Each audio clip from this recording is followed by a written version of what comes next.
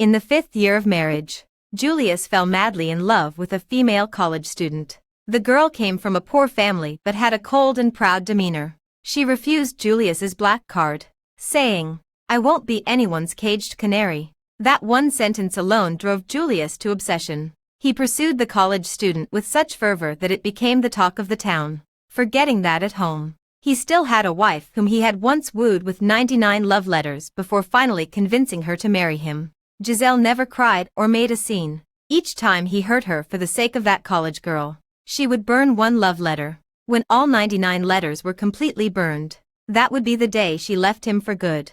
Hello, everyone. Welcome to my channel. Subscribe us to read wonderful novels every day. Now the story begins. The day the first love letter was burned was when he stood her up on their wedding anniversary, spending the entire day at the milk tea shop where the girl worked part-time, just to wait for her shift to end. The day the 36th love letter was burned was when he abandoned her, burning with a 40-degree fever, on a rainstorm-lashed highway, all because he was in a hurry to comfort the girl who was afraid of thunder. The day the 72nd love letter was burned was when he took down the wedding photo from the living room to make the girl happy, replacing it with a doodle she had casually drawn. The day the 95th love letter was burned was at an auction. Julius accompanied Giselle to bid on her mother's keepsake, the Giselle's mom's favorite sapphire necklace from her lifetime. But as soon as the auction began, he spotted the college girl working there part-time. The girl glanced at the necklace a couple more times. Julius immediately raised the bid to an exorbitant price, won the auction, and then publicly presented the necklace to her. "Since you liked it, I bought it for you," he said in a deep voice. "Do you like it?" The girl, dressed in a waitress uniform, firmly pushed away Julius's hand and said sternly, "Sir, I've told you before, I have no interest in wealthy families and no desire to be your caged bird. No matter what you give me, it won't change my mind. Please take the necklace back and stop interfering with my work." With that, she turned and walked away, carrying the empty wine glass. Julius not only didn't get angry, but instead let out a low chuckle, leaving the crowd behind as he chased after her. Giselle felt a sharp pain in her heart, froze for 2 seconds, then rushed out after them. On the deck where the sea wind howled, Julius was still pestering the girl. Seeing that she truly refused to accept it, he casually tossed that priceless sapphire necklace was nonchalantly thrown into the sea by him. "If you don't like it, I'll pick another one," he said in an impossibly gentle voice. "I'll keep choosing until you're satisfied." With that, he turned and followed the girl without a backward glance. Completely unaware, Giselle climbed over the railing and leaped without hesitation into the pitch-black, icy seawater. As seawater flooded her nostrils, Giselle suddenly remembered 5 years ago. He had proposed to her on a cruise ship just like this. He said, "Giselle, in the future, even if you want the stars in the sky, I will pluck them for you." But now, he could casually throw her mother's keepsake into the sea. For an entire night, Giselle struggled to crawl out of the icy seawater. The necklace clenched in her palm gleamed from being soaked in the sea, but her fingers were already stiff from the cold. On her way home, she was scrolling through her social media feed and saw all those rich kids flooding their posts. Mr. Julius has really fallen hard this time, chasing after a waiter and causing such a scandal all over town. Even when he was pursuing his wife back then, it wasn't this sensational, was it? Her finger paused, and her heart felt as if it were tightly constricted by a thin wire. Yes, back when he was pursuing her, he wrote 99 love letters and confessed his feelings 99 times before she finally nodded in agreement. They went from school uniforms to wedding gowns, and even after marriage, their love was as sweet as honey. Everyone said Julius was utterly devoted to her, until the 5th year of their marriage, when he was getting an 4 drip at the hospital and encountered a clumsy intern. She messed up the needle insertion several times, leaving his hand bruised and swollen. Yet he didn't get angry. Instead, he stared at her flustered expression and smiled. Later, he spent lavishly, offering cars, houses, trying to make her his kept woman. But she refused with an air of righteousness, saying, "Mr. Julius, I have no interest in wealthy families. Please behave yourself." In fact, she even went to Giselle and said, "Please keep your husband in check and stop him from harassing me." If it were anyone else, Julius would have already lost his temper. But with her, not only did he not get angry, He pursued her even more relentlessly. Giselle confronted him, but he casually replied, "She's quite interesting. I'm just having some fun. I'll come back when I've had enough." Giselle, I love you very much. But loving only one person for a lifetime is too difficult. You must allow me moments of wandering. Giselle was heartbroken, yet couldn't bring herself to leave him. So, she took out those 99 love letters, deciding to give him 99 chances. Every time he hurt her, she burned one. The day all the letters were burned would be the day she completely let go of him. At this moment, she lit the lighter and burned the 95th love letter. As the flames devoured the pages, she thought, he only had 4 chances left. After the car arrived at the villa, Giselle had just stepped inside when she saw Julius standing on the stairs, looking down at her. "You're back. I have something to tell you." Giselle nodded and, as she had countless times before, stepped onto the stairs without hesitation. Who would have thought that as soon as she approached him, he suddenly reached out and pushed her hard. Ah! Giselle fell heavily down the stairs, the back of her head hitting the steps. Warm blood flowed from her temple, blurring her vision. Shivering in pain, she looked at Julius in disbelief. He slowly walked down and crouched in front of her, reaching out to wipe the blood from her face. "Giselle, bear with it. She's been looking for a caregiver job recently. Only if you're injured do I have a reason to let her move in." Giselle never expected Julius to go this far for Alexandra, to pursue her. He didn't hesitate to hurt his own wife. In excruciating pain, she was about to speak when darkness enveloped her vision, and she fainted. When she woke again, a sharp pain radiated from the back of her head. Struggling to open her eyes, she saw an unfamiliar ceiling and couldn't tell what day or time it was. "Ms. Hill, you're awake." A cold, clear voice came through. Giselle turned her head and saw Alexandra standing by the bed, holding a medical kit in her hand. She was dressed simply in a white t-shirt and jeans, her hair tied up in a high ponytail, with no makeup on her face, yet exuding a youthful aura. "I'm your caregiver, Alexandra," the girl said calmly, her tone carrying a hint of detachment. "Although I've moved in, please keep Mr. Julius in check. If he crosses the line again, I'll leave immediately." Giselle felt a sharp pain in her chest. How ironic. This young girl had moved into her home, yet expected her, the lady of the house, to keep her husband in check. "I want to change caregivers," Giselle said hoarsely.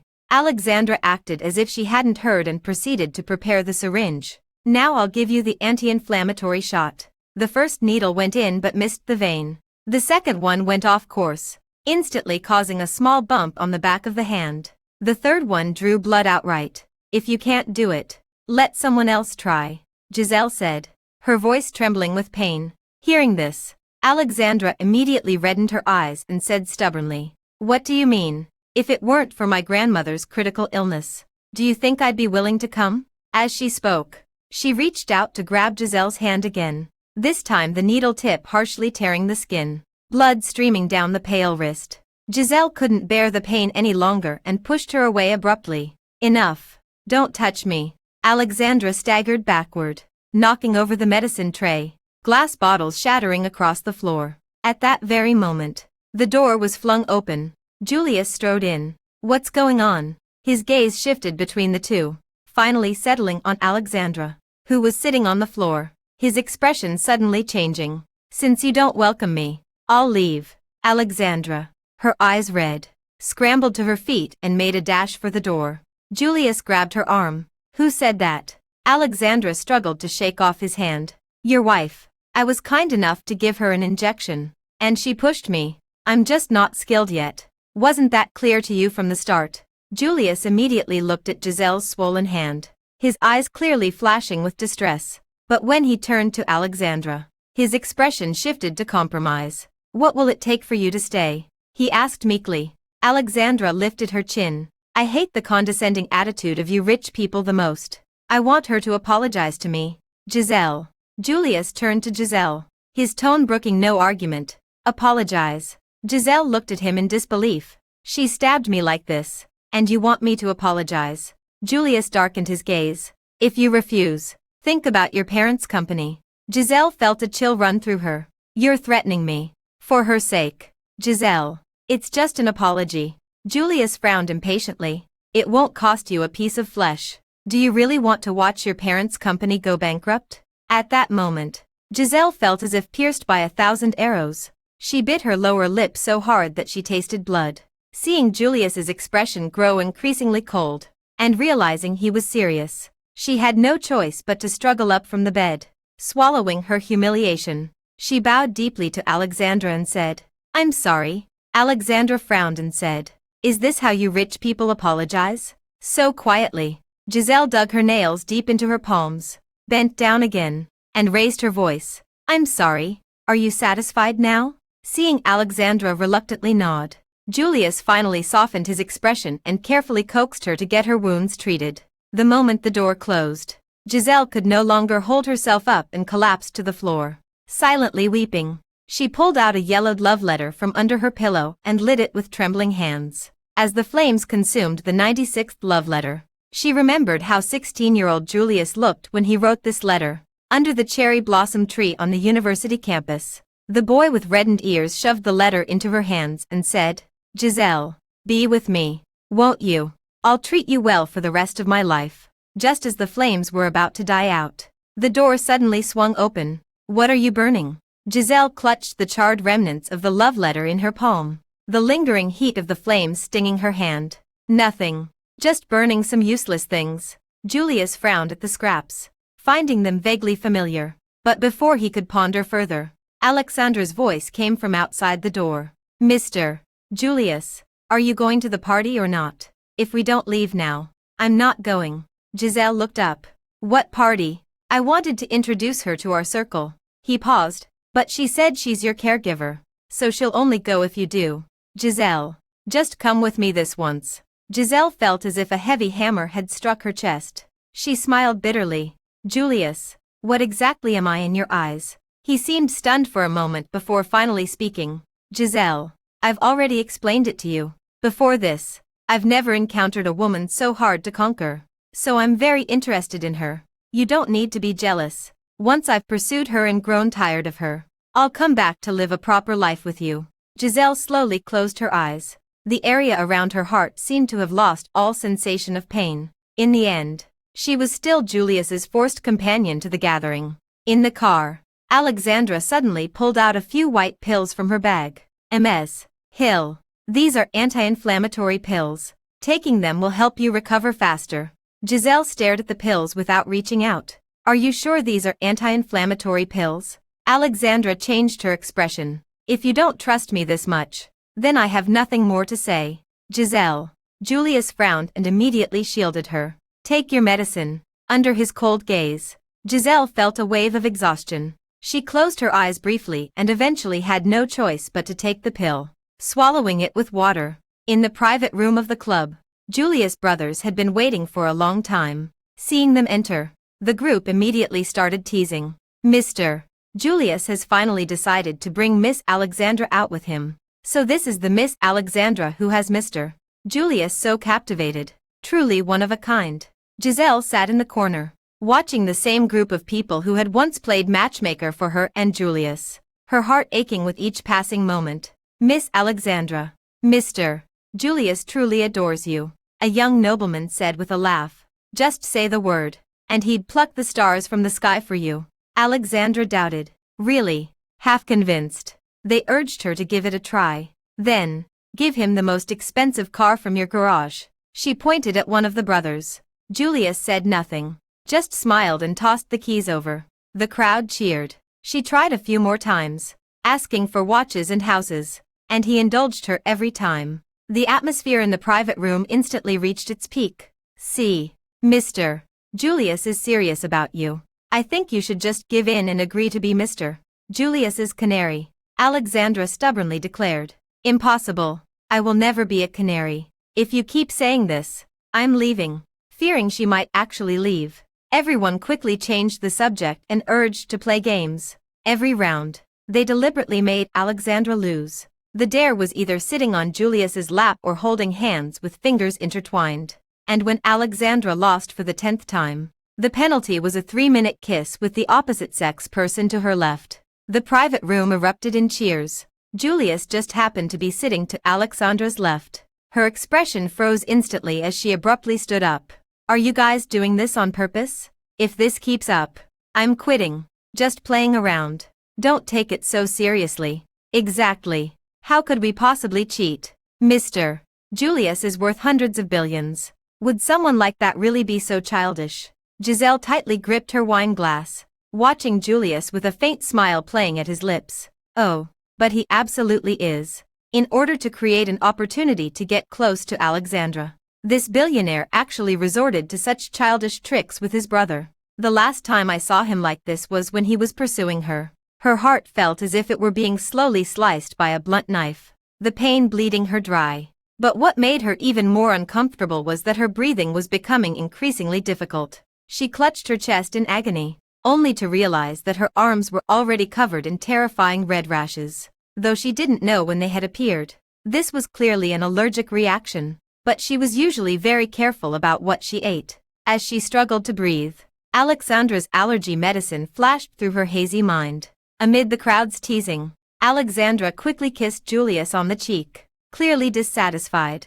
He suddenly cupped the back of her head. That's not a real kiss. Let me show you what a real kiss is. The next second, Giselle watched helplessly as their tongues intertwined, his fingers tangling in her long hair, completely unaware that his wife's rash had spread to her neck, her breathing growing increasingly labored. Julius. Giselle grasped his arm with difficulty. Take me to the hospital. I'm having an allergic reaction. Stop making a scene. He pushed her away without even turning his head, his other hand still gripping Alexandra's nape. Please. She tugged at his sleeve again, her voice already hoarse.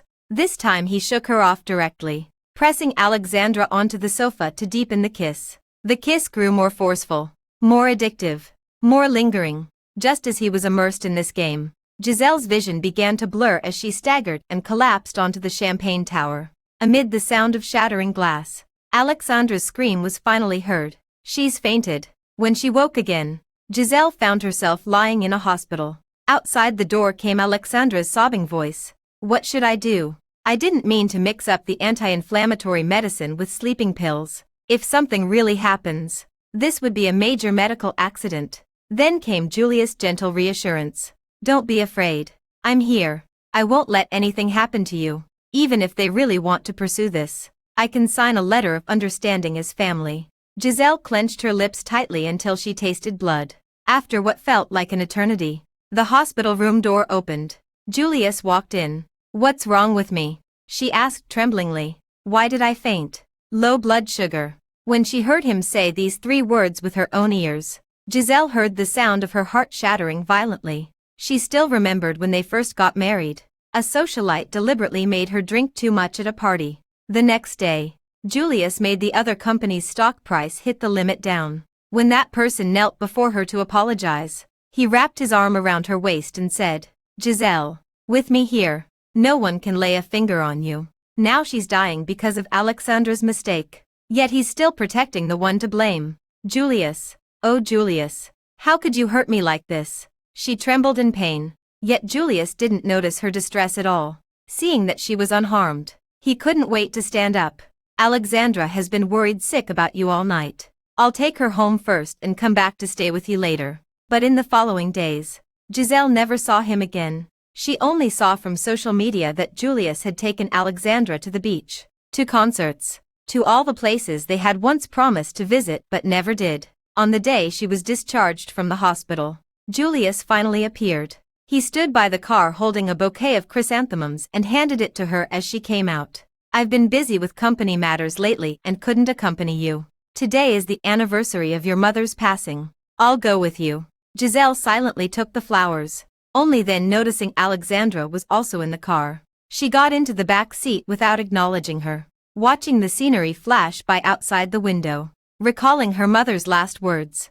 Giselle, Mom just hopes you'll find someone who truly loves you. She touched the 3 remaining love letters in her bag, thinking bitterly, Mom, I think I chose the wrong person. Upon arriving at the cemetery, Giselle hadn't even had time to pay her respects before hearing devastating news. I'm terribly sorry, Ms. Giselle. But with the frequent rainy season and severe landslides, all the graves in this area need to be relocated. Her fingers tightened around her handbag until her knuckles turned white. Mother had cherished peace and quiet in life. Yet now even in death she couldn't rest undisturbed. Julius had appeared behind her at some point, taking the documents from the staff member and signing his name with a flourish.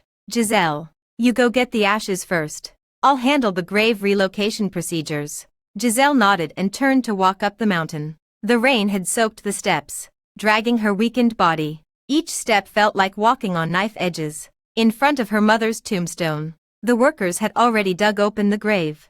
Giselle knelt on the muddy ground, carefully cradling her mother's urn in her hands. It was a simple sandalwood box, engraved with her mother's name, Arabella. Your aunt must have been very beautiful in her lifetime. Alexandra suddenly spoke up, reaching out to help. Ms. Hill, let me carry that for you. No need. Giselle sidestepped, holding the urn carefully as she made her way down the hill. But just at that moment, Alexandra suddenly screamed, "Oh, there's a bug." In the panic, she abruptly bumped into Giselle. Giselle, caught off guard, tumbled down the steps. She clutched the urn tightly, her back slamming hard against the stone steps. The pain so intense her vision went black. "I'm sorry. I'm so sorry. I didn't mean to."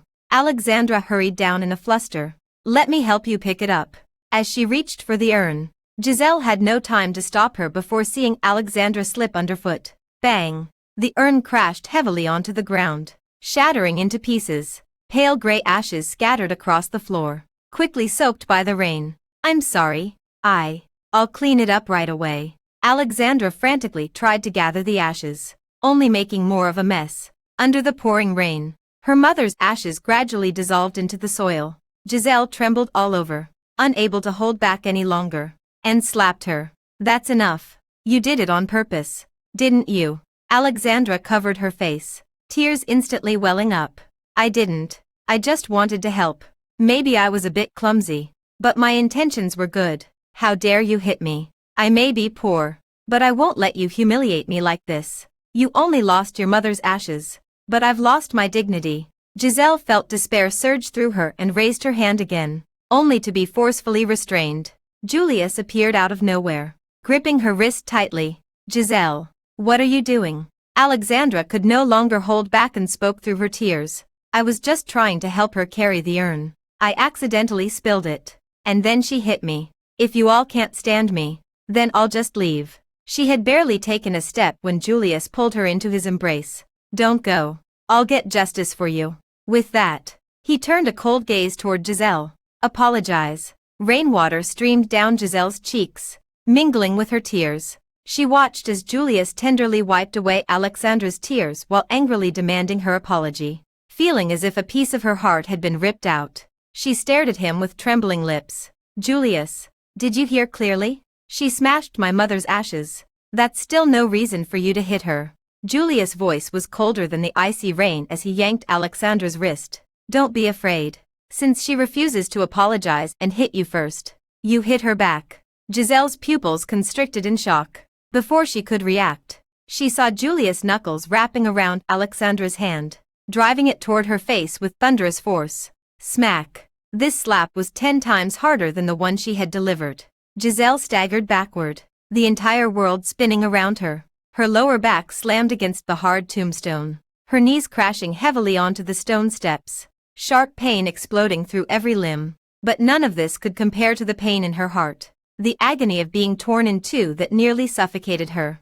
Julius didn't even glance at her, merely wiping the rain from Alexandra's face with his thumb. "Feel better now?" Only when he heard the girl's tearful, did he finally exhale in relief, taking off his suit jacket to wrap around Alexandra before scooping her up in his arms. As he turned, his leather shoes crushed the scattered ashes on the ground, leaving behind a trail of glaring footprints. Giselle sat in the rain, feeling every inch of her body trembling with pain. With shaking hands, she reached out, trying to gather the ashen powder, but the rain washed it away too quickly, just like her years of love with Julius, slipping through her fingers no matter how hard she tried to hold on. "Mom, it was my fault." Her voice choked with sobs. "I married the wrong man. I shouldn't have married him." After carefully collecting the last remnants of ashes, she finally took out the 97th love letter from her bag and lit it with trembling hands. as the flames devoured the pages. She remembered Julius promising his gravely ill mother that year. "Don't worry. I will protect Giselle with my life, and never let anyone bully her." Julius, so this is how you protect me? By helping another woman hit me. I regret it. Falling in love with you. I regret it so much. Giselle ran a high fever all night. She dreamed of sinking in the icy sea water, her mother's ashes scattering around her like snowflakes. She tried to grasp those pale gray particles but couldn't hold on to them no matter how hard she tried. Giselle. Giselle. Someone was calling her. Giselle struggled to open her eyes, only to find herself not in bed, but in a speeding car. The scenery outside the window rushed backward.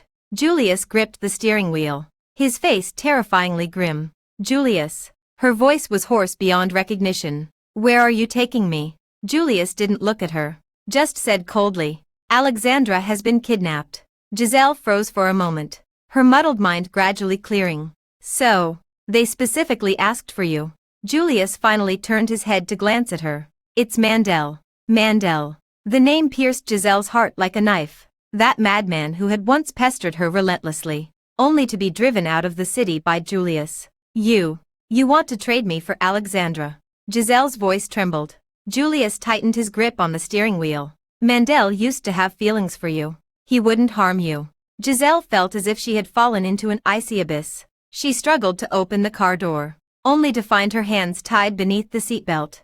"Julius," she screamed, "are you insane? Don't you know who Mandel is?" "Giselle, calm down," Julius said with terrifying composure. "Once I return Alexandra, I'll come back to save you immediately." The car stopped in front of an abandoned warehouse. "I've brought the person."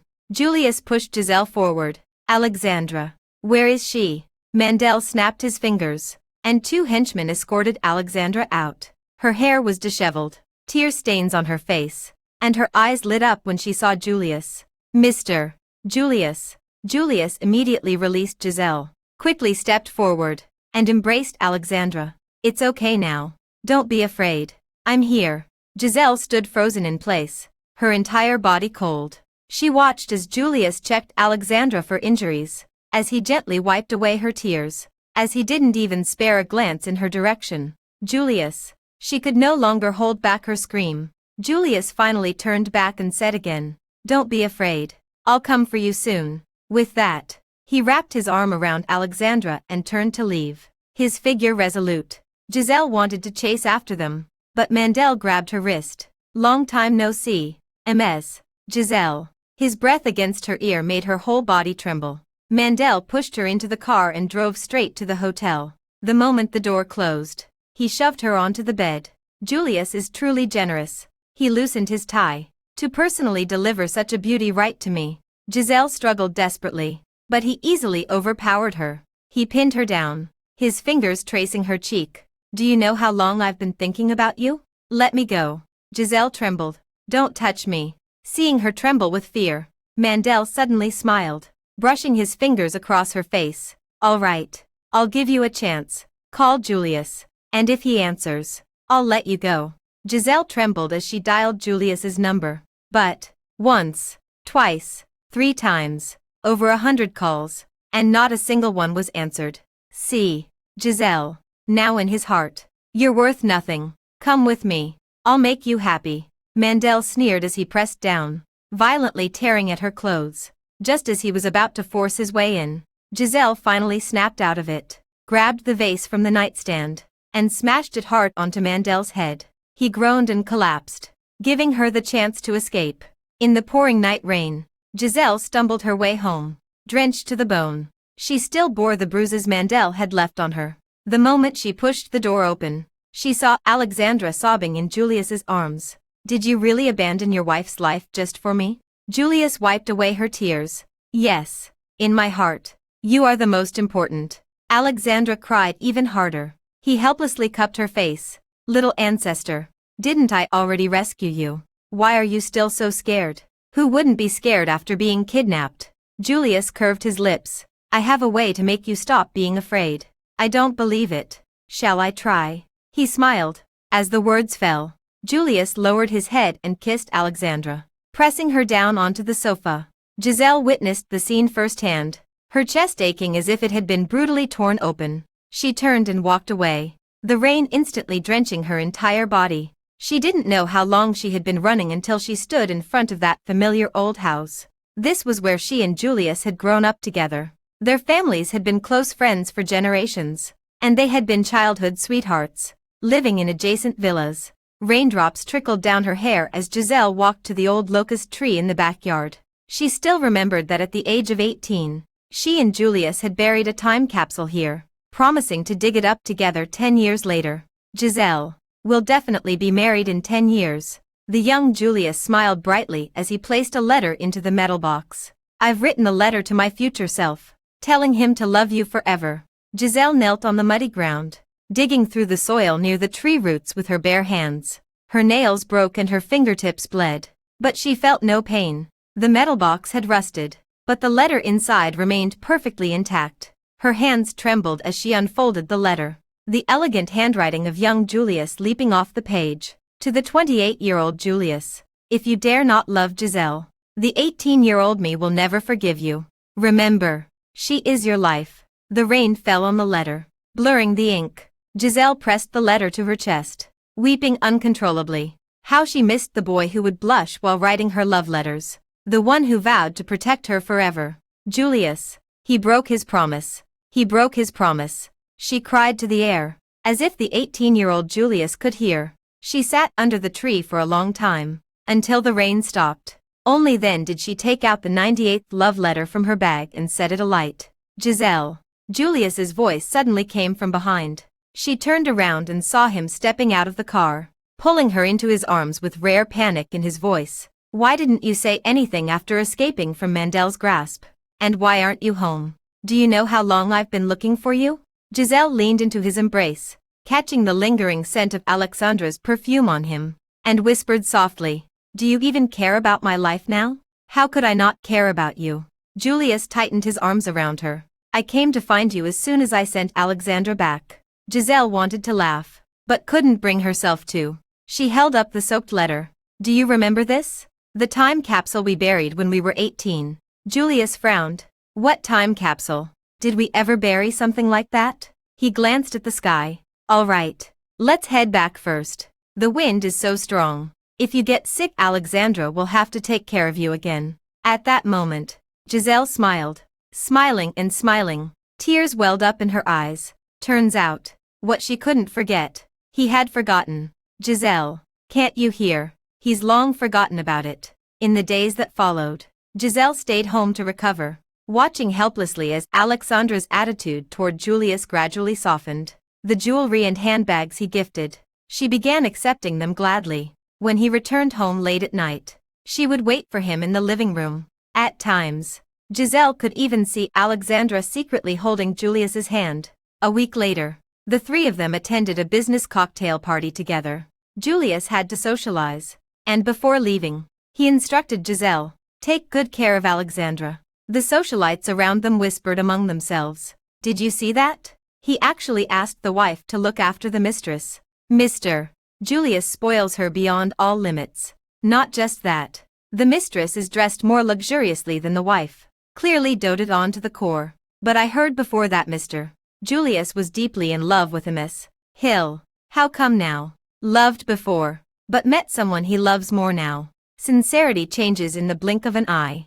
Giselle listened silently to all this without a word, until Alexandra seemed bored and impatiently said to Giselle, I'll look around by myself. Ms. Hill, you don't need to follow me. I won't cause any trouble. With that, before Giselle could respond, she vanished without a trace, champagne in hand.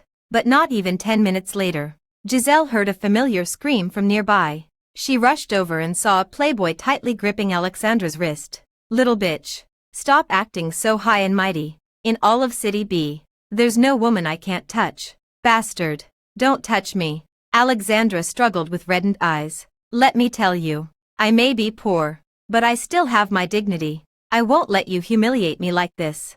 Giselle was about to step forward when she saw Alexandra pull out an exquisite small knife from her handbag. A cold glint flashed, and blood immediately appeared on the playboy's face. Furious, the playboy raised his hand to strike her. But at that moment, A dark figure rushed over. Julius's fist slammed hard into the man's face. Giselle stood still, watching him like an enraged lion, punching again and again until the other's face was covered in blood. Mr. Julius, the playboy pleaded with a bloodied face. Our families still have business together. It's gone now, Julius declared coldly, scanning the crowd. Remember, from this day forward, anyone who dares to touch Alexandra will have the entire Hill family as their enemy. And he is the consequence. In the dead silence, Julius ordered the half-beaten playboy to be dragged away. As he turned, Giselle instinctively took half a step back. Giselle, the fury in his eyes hadn't yet subsided. Is this how you take care of Alexandra? She opened her mouth, but no words came out. The chandelier's light was too harsh, stinging her eyes. Watching him carefully shield Alexandra in his arms as they left, she suddenly remembered their wedding year when someone accidentally spilled red wine on her dress. He had flown into a rage just like this. Back then, he said, no one else gets to bully my wife. Now he says, my Alexandra, no one else gets to bully her. They were right. Sincerity truly changes in the blink of an eye. After the cocktail party, the three of them headed back together, until a sharp ringtone suddenly shattered the silence. What? Okay. I'm coming right away. Alexandra hung up the phone and burst into tears instantly. Mr. Julius, could you please take me to the hospital first? My grandma. She's critically ill. Julius didn't hesitate and immediately turned the steering wheel sharply to change direction. Amid the screeching sound of tires skidding on the road, Giselle's forehead hit the car window hard. Yet he didn't even glance at her, focusing solely on comforting Alexandra, who was sobbing uncontrollably in the passenger seat. Don't be afraid, he said, gripping the steering wheel with one hand while tightly clasping Alexandra's trembling fingers with the other. I'm here. When I rushed to the corridor, the doctor had just come out of the operating room. The elderly patient is suffering from liver failure. A transplant might buy her some time, but personally, I don't recommend it. She's already advanced in years, and liver donors are hard to come by these days. Do it. The surgery must be done. Alexandra suddenly grabbed the doctor's white coat, her nails nearly digging into the fabric. Money is no object. Julius had already taken out his phone. I'll have someone find a liver donor immediately. His back was straight as a pine while making the call, just like when Giselle's father had a sudden heart attack, and he swiftly mobilized the city's best specialists with the same decisiveness. Only now, that decisiveness was given to someone else. The assistant called back promptly. Giselle stood aside, clearly seeing Julius frown. Who was it? The voice on the phone hesitated, but finally, the assistant's words came through clearly. Yes, madam. The match is a perfect fit. Alexandra turned her head sharply to look at Giselle, tears still streaking her face, yet she lunged forward to grab her hand. Ms. Hill, please. I beg you. Her fingers were icy cold, damp with clammy sweat. Giselle instinctively tried to pull her hand back, but Julius pressed it down firmly. Giselle, just donate a portion. His voice was soft, gently coaxing. You won't die. Giselle looked up at him, her entire body terrifyingly cold. She had accepted the fact that in his heart now, she was less important than Alexandra. But now, she couldn't even compare to Alexandra's grandmother. Could she? I disagree. She abruptly shook off their hands. I'm not a living organ bank. With that, she turned and walked away. But the next second, a sharp pain suddenly shot through the back of her neck. Julius's hand chop was swift and ruthless. She collapsed before she could even react. In his final moment of consciousness, he scooped her up in his arms and said to the doctor, "Prepare the operating room." When she woke again, a searing pain tore through her abdomen. Giselle trembled as she lifted her hospital gown, revealing spots of blood seeping through the bandaged wound. You've just had a liver transplant. Don't move around. The nurse pressed down on her, stopping her attempt to sit up. Giselle clenched her lips tightly until she tasted blood. He actually, for the sake of Alexandra's grandmother, he forcibly transplanted her liver. The wound beneath the hospital gown still throbbed faintly, as if someone were twisting a blunt knife through her internal organs. But this pain, how could it compare to even a 10,000th of what's in her heart? Her trembling fingers traced the hideous scar on her abdomen. How ironic. The deepest wound on her body was left by the very person she loved most. In the days that followed, She lay in bed like a wooden puppet, listening to the laughter and joy from the neighboring hospital room. What a blessed old lady, to have such filial granddaughter and grandson-in-law. Mr. Julius is truly devoted, bustling about for his wife's grandmother. Wife. Giselle wanted to laugh, but didn't even have the strength to twitch her lips. She lay in the hospital for a full half-month. Every day in the hallway, Julius's voice could be heard Alexandra and her grandmother with warm concern. Yet he never once entered her hospital room. On the day of discharge, Giselle was packing her things to leave when she accidentally overheard Alexandra asking Julius in a tearful voice, "Mr. Julius, why do you keep being so kind to me despite my repeated rejections? Even going so far as to transplant your wife's liver to save my grandmother." Giselle stood still, hearing Julius's deep voice. "I've said it many times. It's because I like you and want to be with you. Ancestor, do I have to dig out my whole heart for you to believe me?" After what felt like an eternity, Alexandra seemed to finally make up her mind. I can agree to be with you, but I have one condition." Julius felt a surge of joy and couldn't wait to pull her into his arms.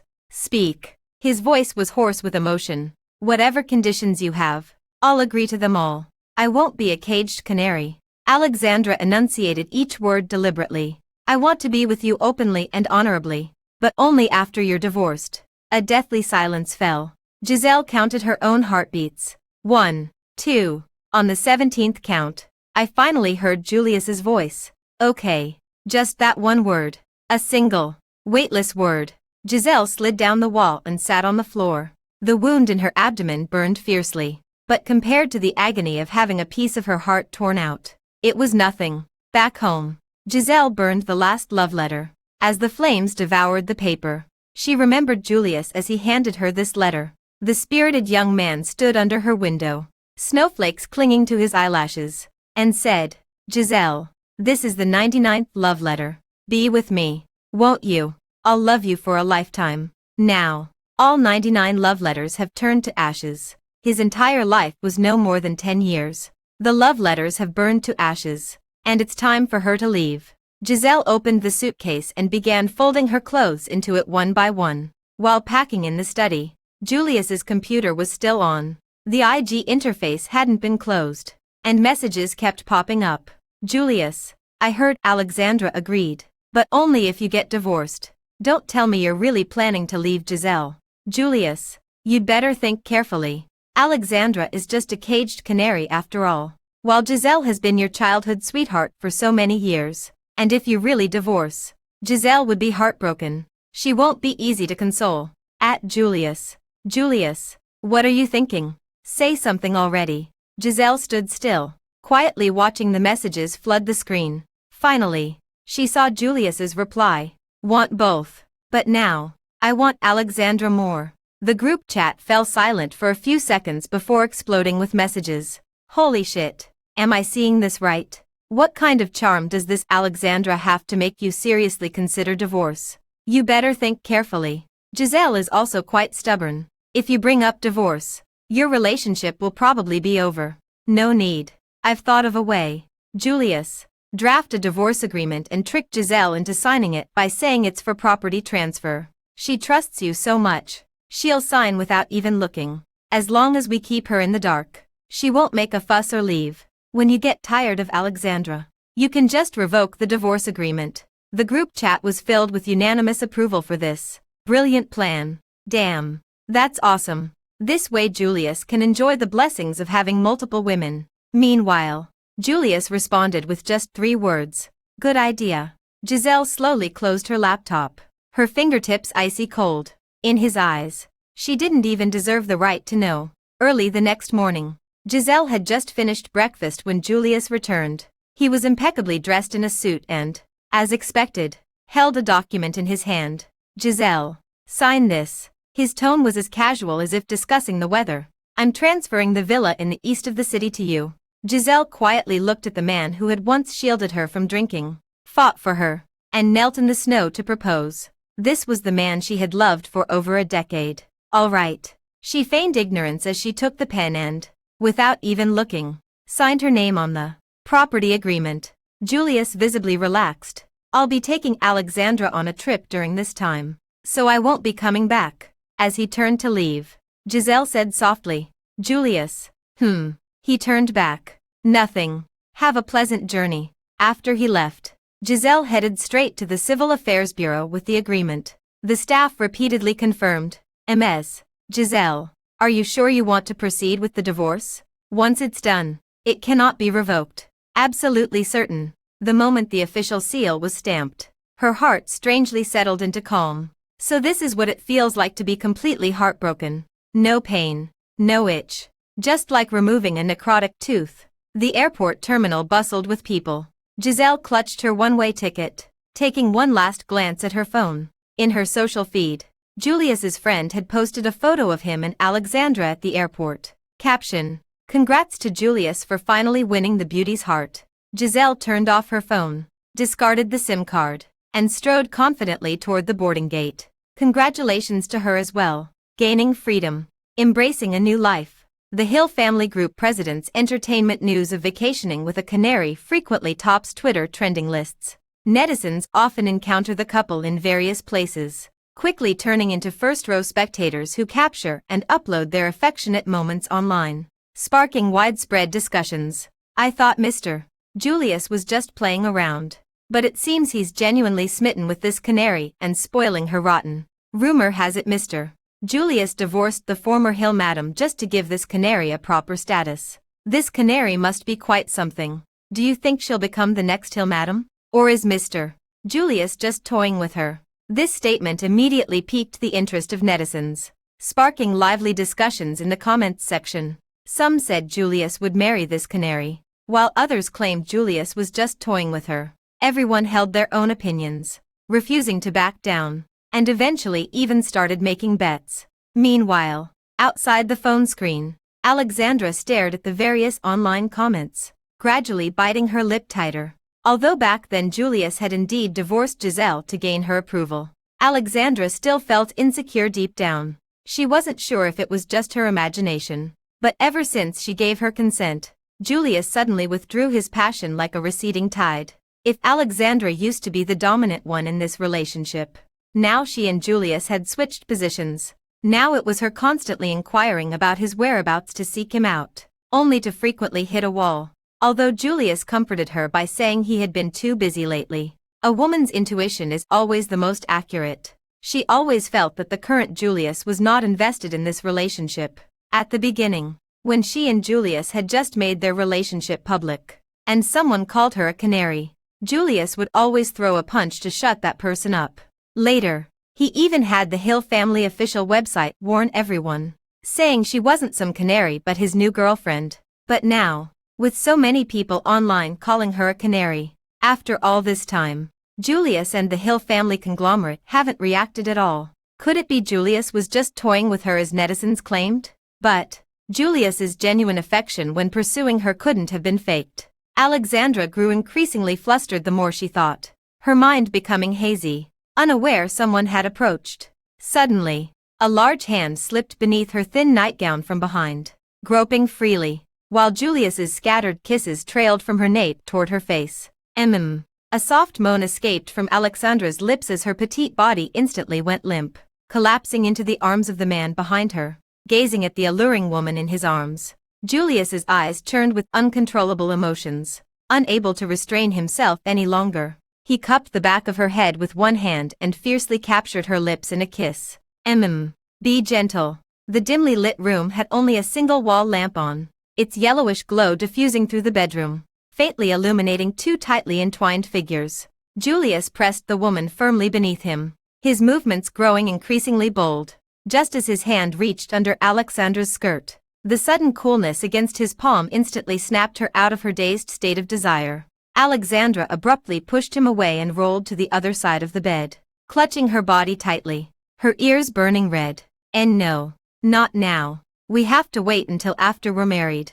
Alexandra had been taught by her grandmother since childhood that chastity was a woman's best dowry, something that must be preserved until the wedding night. Moreover, Julius's current attitude toward her made it impossible for her to fully give him her heart, so she had to wait until they were married, until she had completely become his wife. Julius looked at his empty hand and the shy woman at the other end of the bed. his eyes darkening slightly. Then, adopting an apologetic expression, he pulled Alexandra back into his embrace and gently kissed her hair. "Sorry for my oversight. It's all right.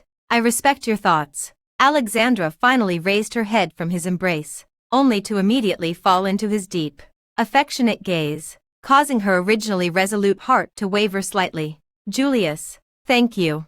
Julius's respectful behavior made Alexandra's earlier unease from seeing the online comments instantly vanish. However, those comments still had an impact on her, so she clenched her hand and decided to tell Julius about the remarks she had seen online. Alexandra had originally intended to ask if he was serious about her or just playing around. But Julius clearly misunderstood Alexandra's intentions.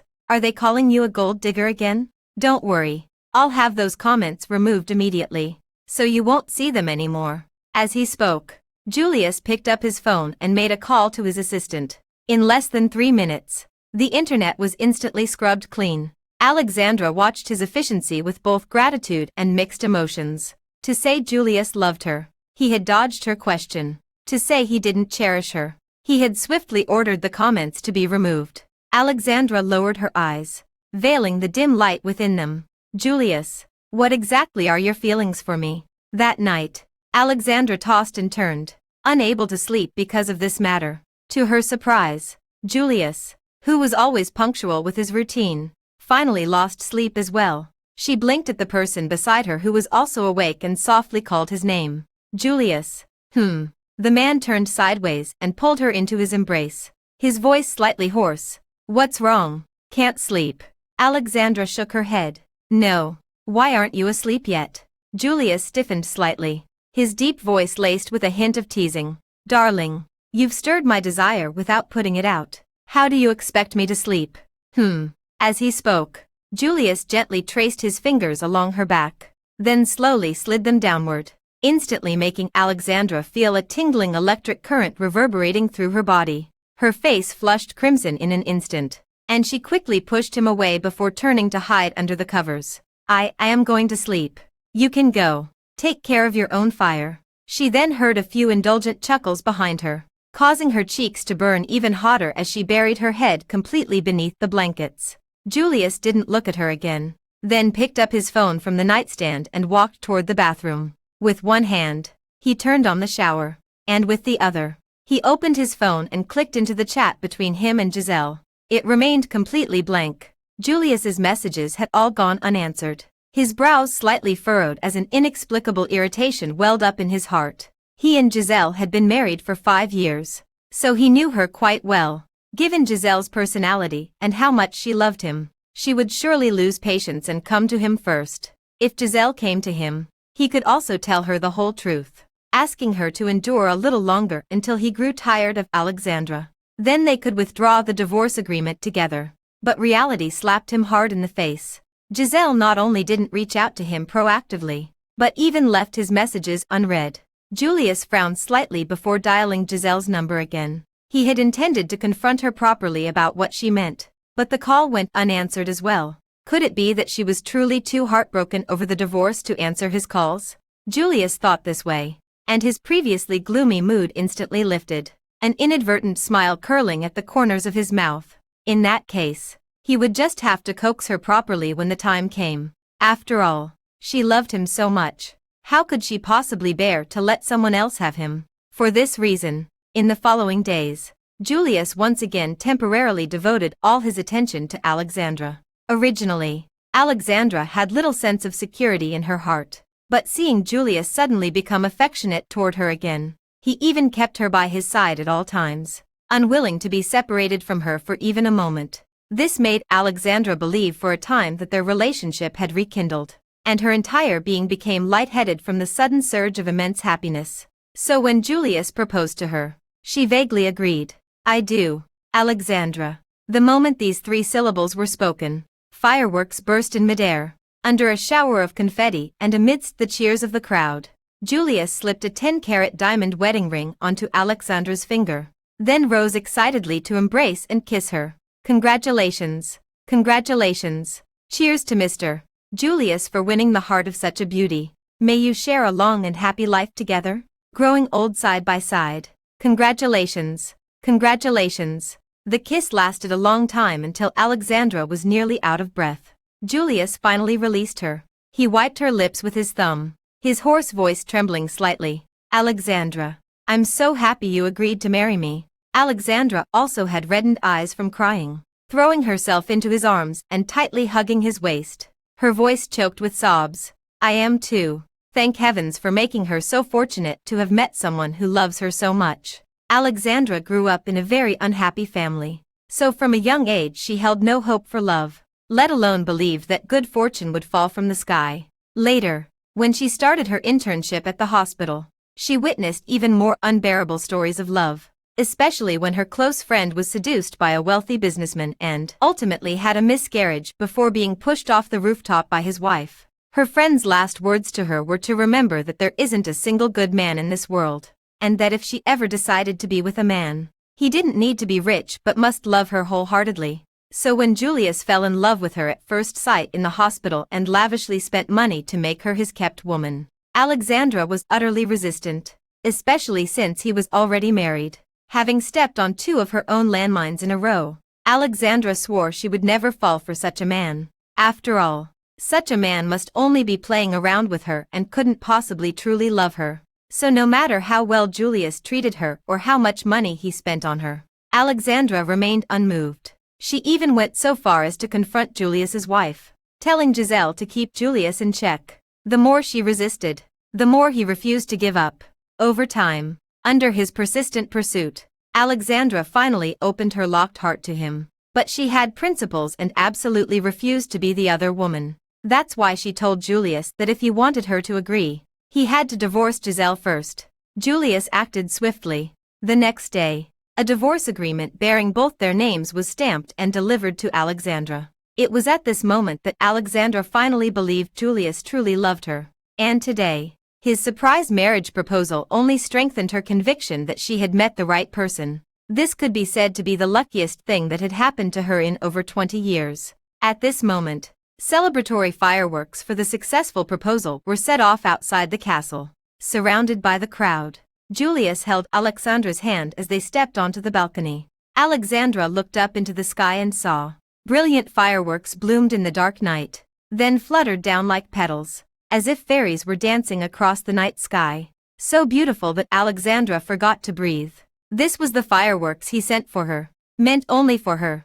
In an instant, Alexandra felt like the most excited person in the world. Without thinking, she suddenly turned around, stood on her tiptoes, and kissed Julius on the lips. Julius, thank you for loving me so much. Julius's eyes flashed with surprise. Then he raised his hand to hold the back of her head and kissed her back fiercely. Julius, after the successful proposal, began preparing for their wedding. Upon hearing Julius was getting married, all the brothers were utterly shocked and started sending messages one after another in the group chat. Holy shit. Julius, are you out of your mind? You're really marrying a canary. What about your wife over there? How much longer are you planning to play around?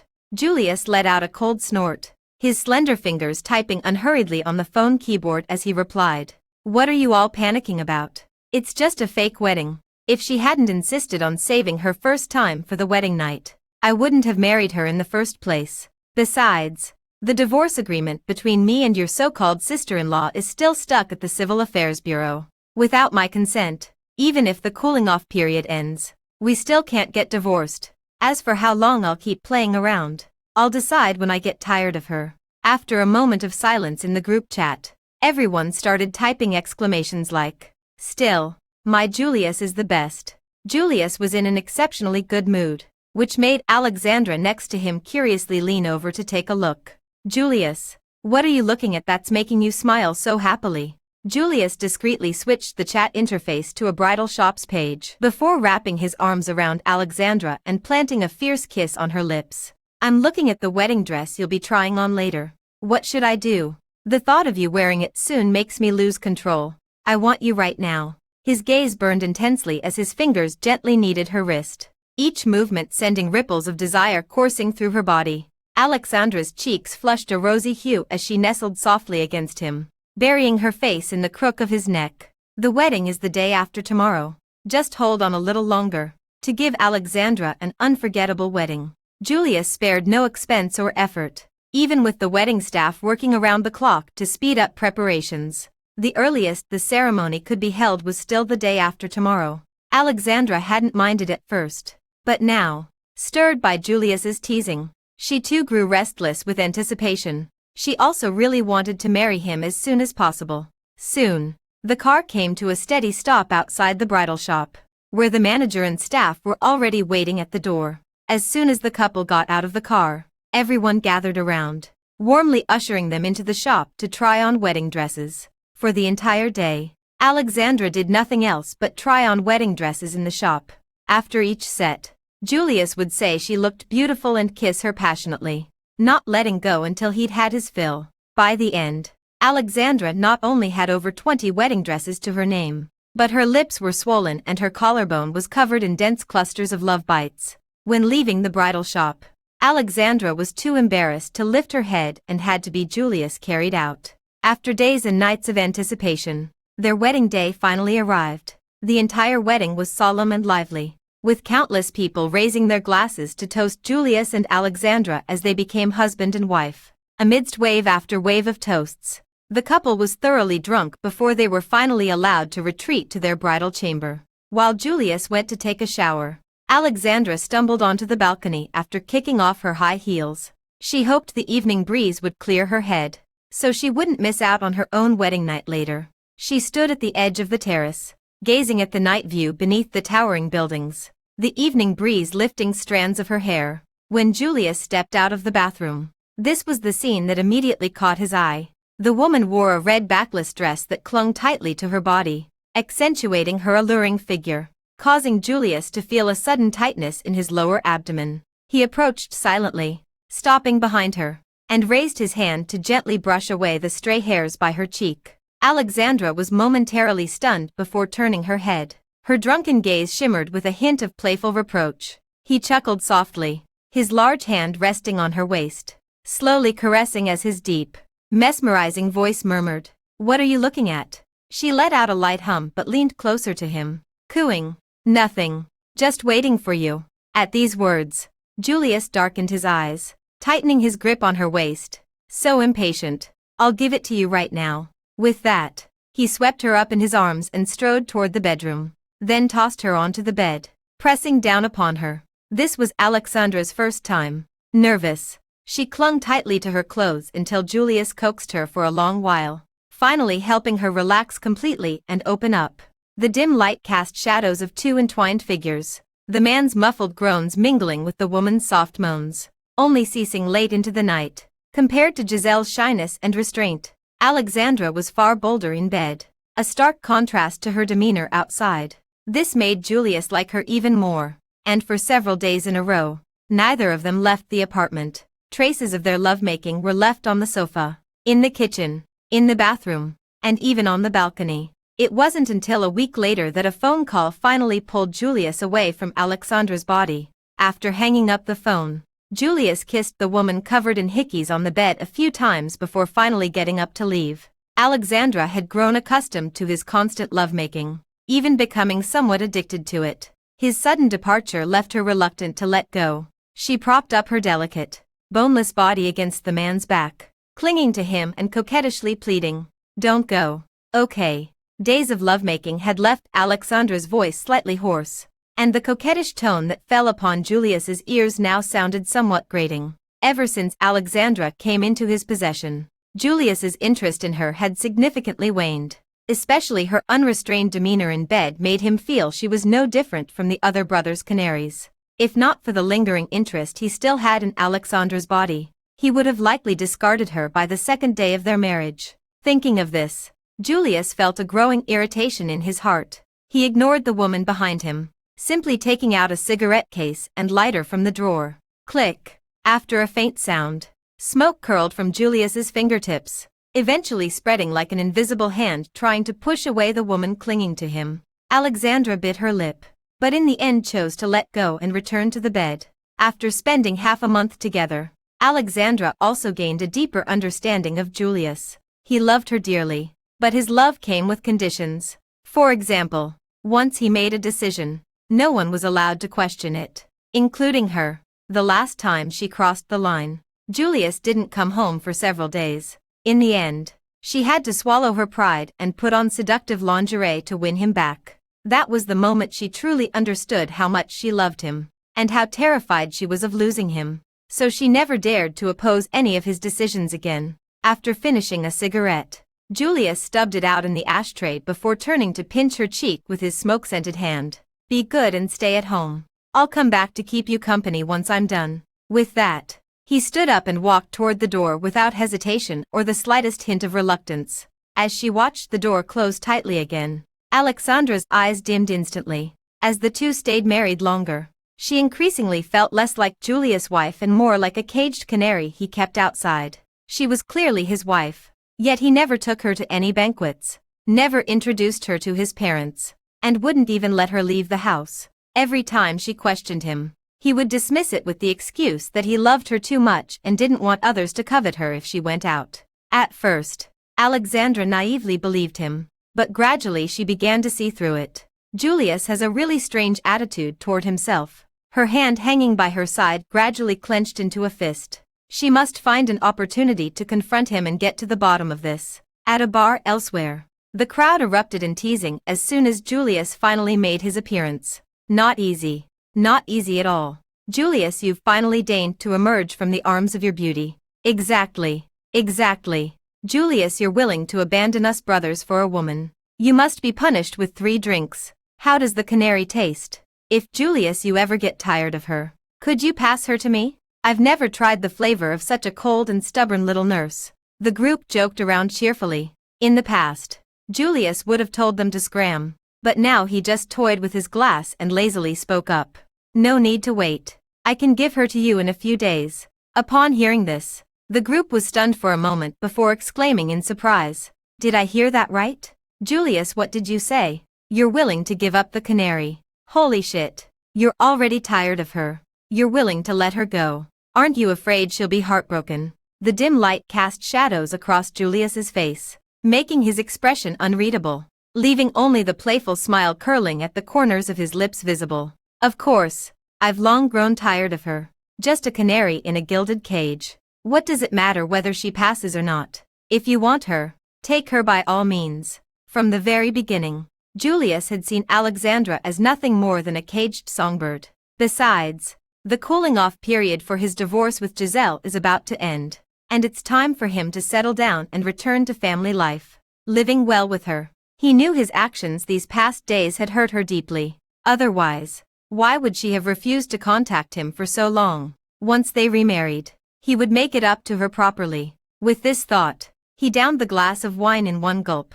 Seeing his magnanimity, the crowd erupted in cheers and playful jeers. "Thank you, Julius. Come on. Come on. Let's drink. Let's drink." In the apartment, the exquisite dishes on the dining table had long gone cold, and the delicious cream cakes had completely melted, turning into winding snakes that slithered to Alexandra's feet. But she seemed numb, just staring fixedly at the 99 missed calls on her phone screen. Ever since Julius left the apartment last time, she hadn't seen him return. At first, he would still reply to her texts, saying he was busy and telling her to behave. But later, he wouldn't even bother replying to her messages. This was undoubtedly a sign of marital breakdown. Just like before her parents' divorce, her father would stay away from home day and night, ignoring her mother's calls and messages. Alexandra refused to follow in her parents' footsteps, nor did she want to believe their marriage was ending before it even began. She couldn't bear to accept Julius didn't love her. He had already taken her whole heart with his overwhelming love. If one day he truly stopped loving her and abandoned her, she would surely lose her mind. That's why Alexandra kept telling herself, Julius was just too busy.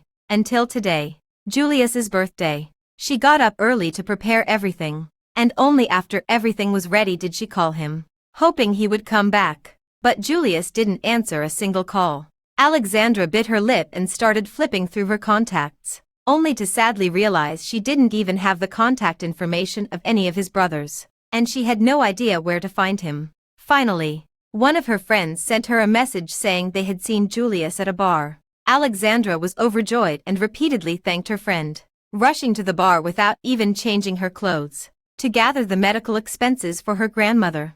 Alexandra had done all kinds of dirty and exhausting jobs, and she was especially familiar with bars. Soon she found Julius's private room and spotted him at a glance. The man sat on a single sofa, his legs casually crossed. A waiter handed him a cigarette and a lighter. After leisurely lighting the cigarette, he narrowed his eyes slightly. His slender fingers held the cigarette as he took a light puff, the white smoke slowly rising and blurring his expression. His movements were indescribably captivating. This also made Alexandra weak in the knees. Just as she was about to push the door open, the man beside her suddenly spoke to Julius. "Julius, didn't you say last time you'd give the canary to me? So, what do you think?" As he spoke excitedly, the man even rubbed his fingers together in anticipation. Julius casually stubbed out the cigarette in his hand. "If you want her, go find her yourself. Why ask me? But are you really willing to part with it?" The man seemed unable to believe such good fortune could befall him and repeatedly sought confirmation. "Humph." Julius let out a mocking laugh. "Why wouldn't I be willing? I've said it before, whether in the past or now. She's just a canary. Besides, the cooling-off period for the divorce between me and your sister-in-law is almost over. I need to hurry and withdraw it to bring her back. What would I keep her for? If you want her, take her away quickly and don't let me see her again." Upon receiving the assurance, the man was overjoyed and repeatedly thanked him while toasting.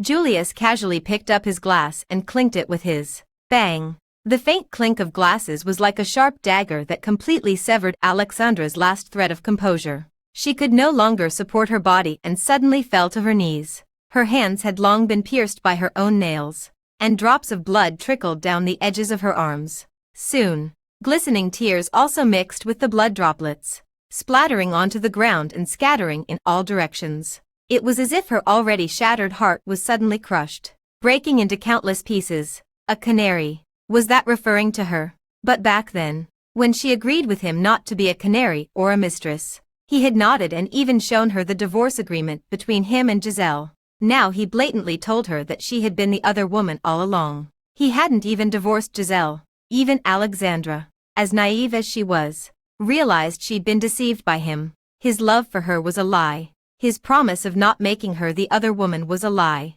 Now their marriage is also fake. Alexandra opened her mouth, wanting to scream, wanting to cry, but the emotions of grief and despair only produced a whimper like that of a kitten when they reached her lips. Why did he have to deceive her like this? He. Ha ha ha, ha ha ha.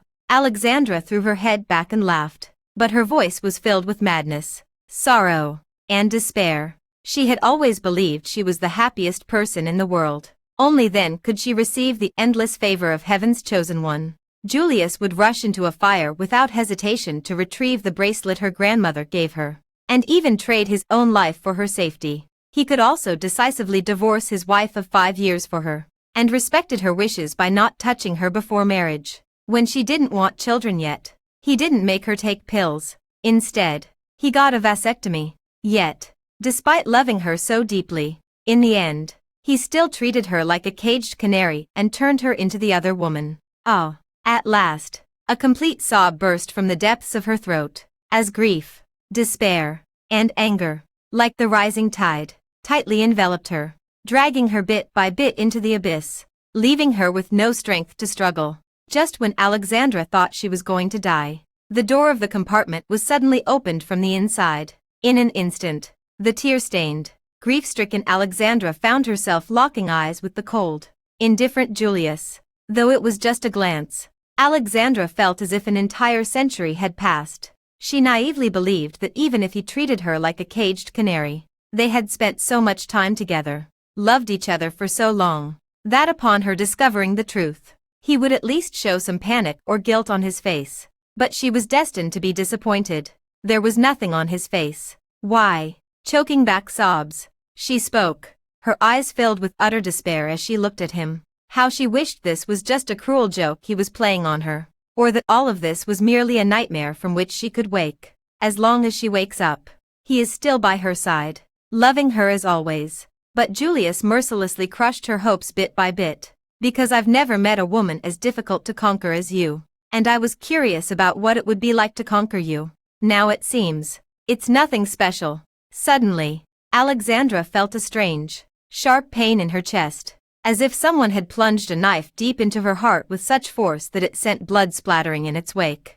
Julius looked down at the woman kneeling on the ground, his cold, profound black eyes now like frozen ice, piercing and frigid, with a hint of barely perceptible impatience lurking in their depths. Now that you know, you may leave. Considering you've served me well these past days, I'll give you the apartment and another 10 million. Just make sure you never appear before me again. Alexandra cried even harder after hearing his words. I don't want any of this.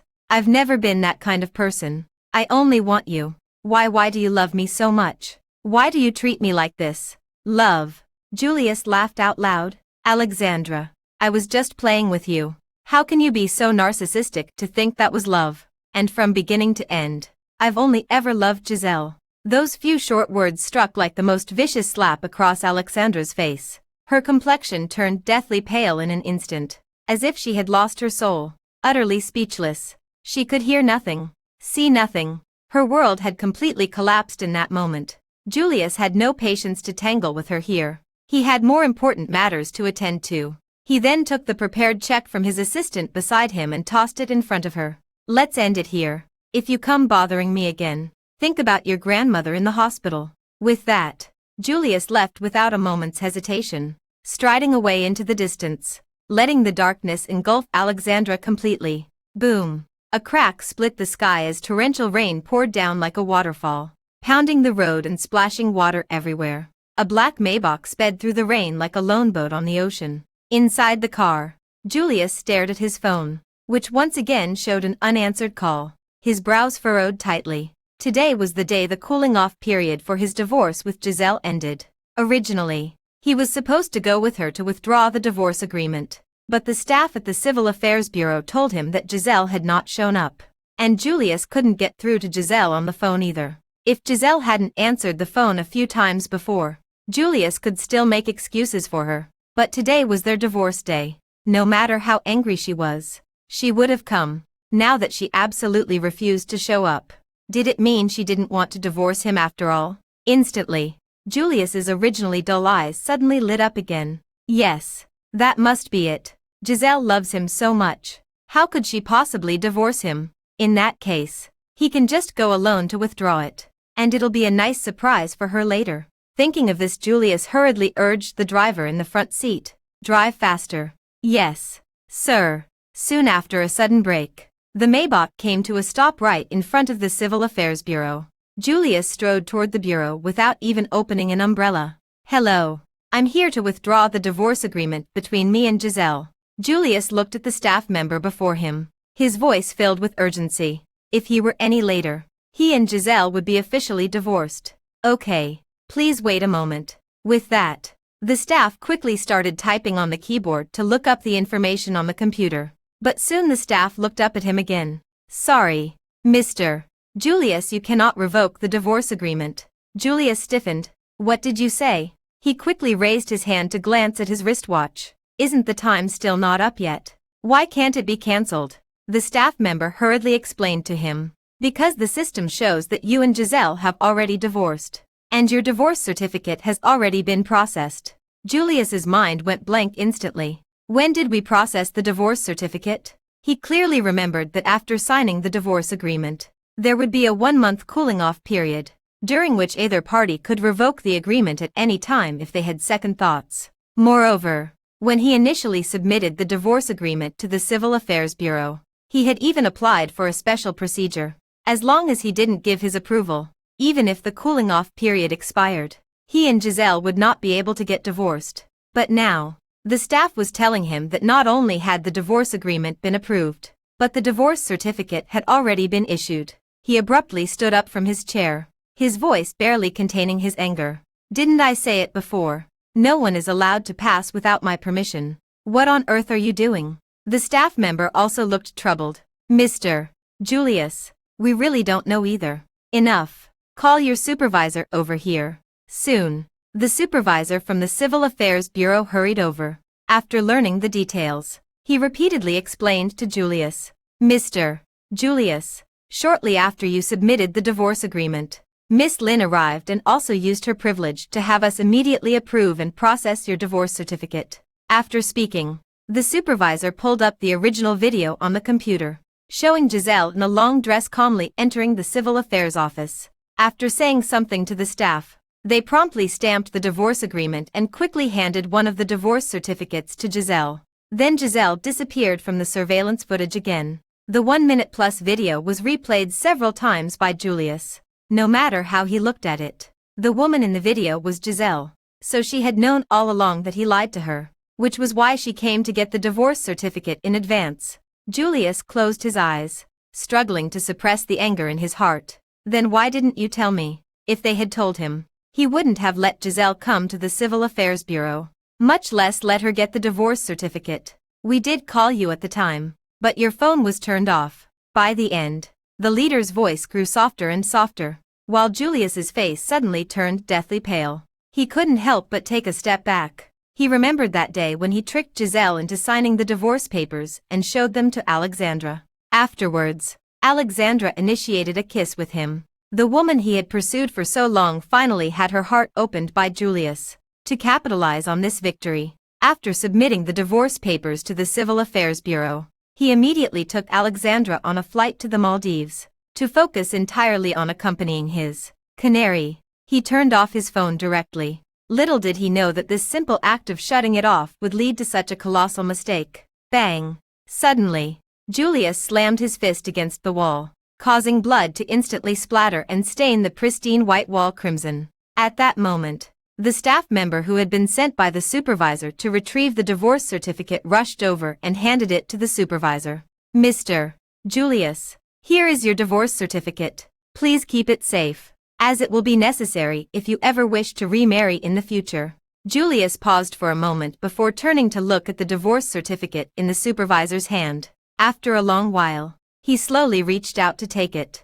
The moment his fingertips touched the divorce certificate, it felt like being scalded by a piece of quenched steel. He jerked his hand back abruptly, the paper fluttering in midair like a raging fire burning charred holes into his vision. He heard the sound of his Adam's apple bobbing, a metallic tang of rust rising in his parched throat. The color of the divorce certificate was oddly unsettling. Not the festive vermilion red he remembered from their marriage certificate, but more like the dark bruise of blood seeping beneath skin. Just looking at it made him inexplicably uncomfortable, even causing a dull ache in his heart. His hand, suspended in midair, opened and clenched before finally accepting the divorce certificate between him and Giselle. Julius unconsciously rubbed his fingers over the embossed seal on the paper, the coarse texture unique to the civil registry's standardized forms scraping painfully against his fingertips. He suddenly remembered the day they got their marriage license 5 years ago. Giselle's ring finger had left a faint pink mark from the pressure of the ring. Now, his own knuckle curled in the same arc, pinching a pale crescent into the edge of the document. Back when they registered their marriage, their heads had been so close together, their smiles so sweet. But now, the photo on the divorce certificate showed only his lonely figure, staring blankly at the camera, looking utterly wretched. Julius took a deep breath, tucked away the divorce certificate, and turned to rush home. He was divorced without his knowledge, and he refuses to accept this outcome. Never will. So, he intends to find Giselle and remarry her. He couldn't believe she would be so heartless as to divorce him. In the rainy night, the black Maybach sped through the downpour, running several red lights in a row. What should have been a 40-minute journey was cut in half by Julius. He didn't even have time to park the car properly before rushing towards the villa. That was their former marital home, and also Giselle's only home in the country. After all, Giselle's family had long since moved to the United States, while Giselle's career was entirely based in the country. For her convenience, Julius had transferred the ownership of this villa to Giselle after their divorce. He strode up the steps and pushed the door open, but what greeted him wasn't the warm glow of lights and the woman on the sofa, but complete darkness and the dust particles floating in the faint light seeping in from outside. Julius suddenly froze, then stepped inside. Snap! The moment Julius turned on the light, the entire room's appearance fell into his eyes. He saw that all the wedding photos that had once densely covered the walls were gone, replaced by a wall full of black holes. He also saw that the small trinkets Giselle loved and the frequently used furniture had all vanished without a trace. The entire house was eerily empty, as if telling him, no one had been home for a long time. Giselle. Julius's call collided with the bare walls of the living room, shattering into countless echoes. He walked through the living room and headed upstairs. The bedroom was just as empty. The clothes he had gifted still hanging untouched in the wardrobe. The cuff of the rightmost piece still bore the lipstick stain from the spring festival, now resembling a dried, brown tear mark. Another sunrise. Julius sat on the dust-covered sofa, his phone constantly flashing with messages from his assistant. Each message carried the same line: no trace of Madame has been found. Ever since Julius learned that Giselle had divorced him and left, he had gone mad, deploying the entire Hill family and leveraging every connection to scour the capital for Giselle's whereabouts. Yet, whether it was Giselle's usual haunts or unlikely spots, train stations, airports, or highway checkpoints, there was no sign of her. In the end, he even turned to his former archenemy. But upon learning of Giselle's disappearance, the rival only mocked him. The rival even told him that on the day he traded Giselle for Alexandra, the rival had given Giselle one chance. If she could get through to Julius's phone, he would let Giselle leave. But in the end, Giselle jumped off the building to escape without ever reaching Julius on the phone. Julius only then realized how much harm he had caused Giselle by abandoning her that day. He went berserk, beating his archenemy to a pulp. And when both were severely wounded, the rival spat out a mouthful of blood. Julius, you didn't care whether she lived or died back then. Now you want to find her. Do you really think she'd let you? I suggest you give up this hopeless idea. And that canary of yours. I advise Mr.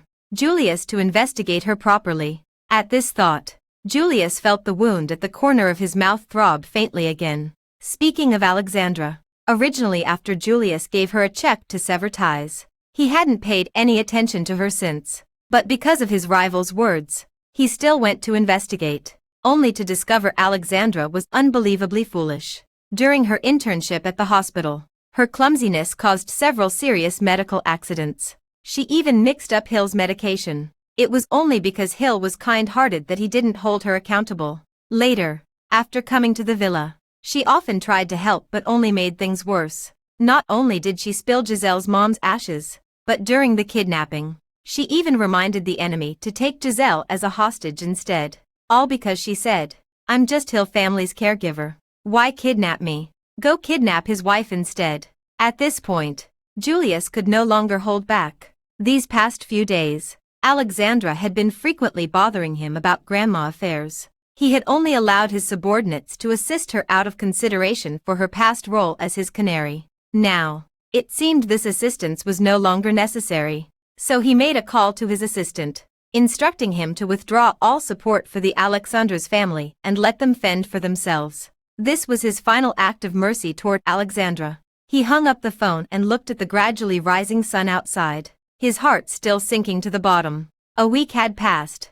Julius's men still hadn't found Giselle. The whole world was only so big. He had searched everywhere, both domestically and abroad, but still couldn't find her. He originally wanted to ask Giselle's family, but then he thought of Giselle's dad having remarried someone else. With Giselle's temperament, it was impossible for her to go back, so Julius dismissed the idea again. But where else could she possibly go? Step up the search efforts immediately. If we still can't find her, issue a missing person notice. Overnight, Giselle's disappearance spread like wildfire through the streets, yet no one could locate her, because Giselle was right within Giselle's family. From the moment Giselle returned to Giselle's family sealed off all information. Julius knew that Giselle's dad had remarried, but what he didn't know was that Giselle's dad had divorced his new wife. That's why Giselle was willing to return to Giselle's family and start taking over Giselle's family's business. Giselle's dad, after his daughter returned, moved alone to the old house to avoid upsetting her, so the vast Giselle's family residence was occupied only by Giselle. In the early morning, Giselle came down the stairs, and the servant turned on the TV to the news channel while setting breakfast in front of her. Giselle waved her hand to dismiss the servant before sitting cross-legged on the carpet and eating breakfast from the low table in front of her. As she lowered her head to take a sip of milk, she casually glanced at the news and suddenly caught sight of Julius's missing person notice. With just one look, Giselle averted her gaze again. Even though she was abroad, She knew about the aftermath between Julius and Alexandra. She knew Julius had grown tired of Alexandra and had dumped her, only to come back and ask her to revoke the divorce agreement. She also knew Julius had seen the divorce papers she left for him and was aware she had left. She also knew about how he had sought out those who had bullied her to settle scores, and how he had searched for her all over the world. As for Julius's eventual change of heart, Giselle felt nothing inside. If Julius had realized and turned back early enough, for instance, before her 99 love letters were torn up, then Giselle might have considered turning back to rekindle their relationship. Yet Julius chose to turn back precisely after she burned all the love letters and completely gave up on him, when he had grown tired of playing with and sleeping with Alexandra. If he hadn't grown tired of sleeping with Alexandra or hadn't seen through Alexandra's true nature, perhaps he wouldn't have turned back, and then continue to force her to wait for him for a lifetime. Thus, Giselle felt nothing but disgust. In Giselle's heart, the Julius who loved her had already died on the day he cheated. The Julius of today is just a stranger. No matter what he does now, she won't let him find her, nor will she ever look back. With this thought, she picked up the remote and turned off the TV, then headed towards the study. She had been feeling a bit under the weather lately, so she was working from home. As soon as I turned on the computer, messages in the group chat started popping up rapidly. The pinned message at the top read, "Mr. Lin, the Hill family's CEO wants to acquire your gallery in the country." The moment she saw this message, Giselle frowned. That gallery was the only business left behind by her mother after her passing. It was her only solace in missing her mother. Now Julius couldn't find her and was resorting to such methods to force her out. Unfortunately, before her mother passed away, she had told her that if anyone ever threatened her with the gallery in the future, she should not concern herself with it, as the gallery was merely a worldly possession, and her safety was the priority, so she would not appear. Thinking of this, she tapped out a few words on the keyboard, then let him take it. Since she had already taken all the relics her mother left in the gallery abroad, the gallery was now just an empty shell. Moreover, Giselle would never return to the country, so she didn't care who acquired the gallery. After replying, Giselle exited the chat page again and returned to her work. Meanwhile, back in the country, when Julius received the gallery's response, he slammed his phone onto the desk in frustration. Using the acquisition of the gallery to force Giselle to show herself was actually Julius's last resort. Ever since Giselle left, he had nearly gone mad. Without her at home, he couldn't eat or sleep well. Without her at the company, he felt extremely restless all day long. And this was just the beginning. If it continued long-term, Julius didn't know how he would survive. But Julius never expected that Giselle would rather give up even Giselle's mom's business just to avoid seeing him. Is she really that heartless? He had clearly told Giselle that he was just having fun with Alexandra, and once the novelty wore off, he would immediately return to his family. Julius believed he was already much better than others in their circle. Others kept several mistresses even before marriage, and after getting married, they rarely came home for long periods. And it took a full 5 years of marriage before he took in a canary out of interest. Moreover, he wasn't as heartless as other men who never came home. Clearly Giselle had agreed to it at first, so why did it suddenly turn out like this? Julius was extremely agitated, and at that moment, his assistant knocked and entered. "Mr. Julius, should we proceed with acquiring the gallery owned by the madam's mother?" Julius opened his eyes and looked at the assistant before him, countering, "Didn't you see how her people responded?" The assistant's expression changed slightly as he hurriedly said, "I'll go prepare the acquisition contract immediately." On the day of acquiring Giselle's mom's gallery, Julius arrived at the gallery early. Although the gallery staff had told Julius that Giselle wouldn't return for today's acquisition, he still held on to a sliver of hope. What if, just what if, Giselle did come? After all, this was her mother's lifelong work. She loved her mother so much. How could she not come? Julius thought this way and waited this way for Giselle. Finally, the sound of footsteps approached from afar, and Julius quickly straightened up, looking eagerly toward the open door.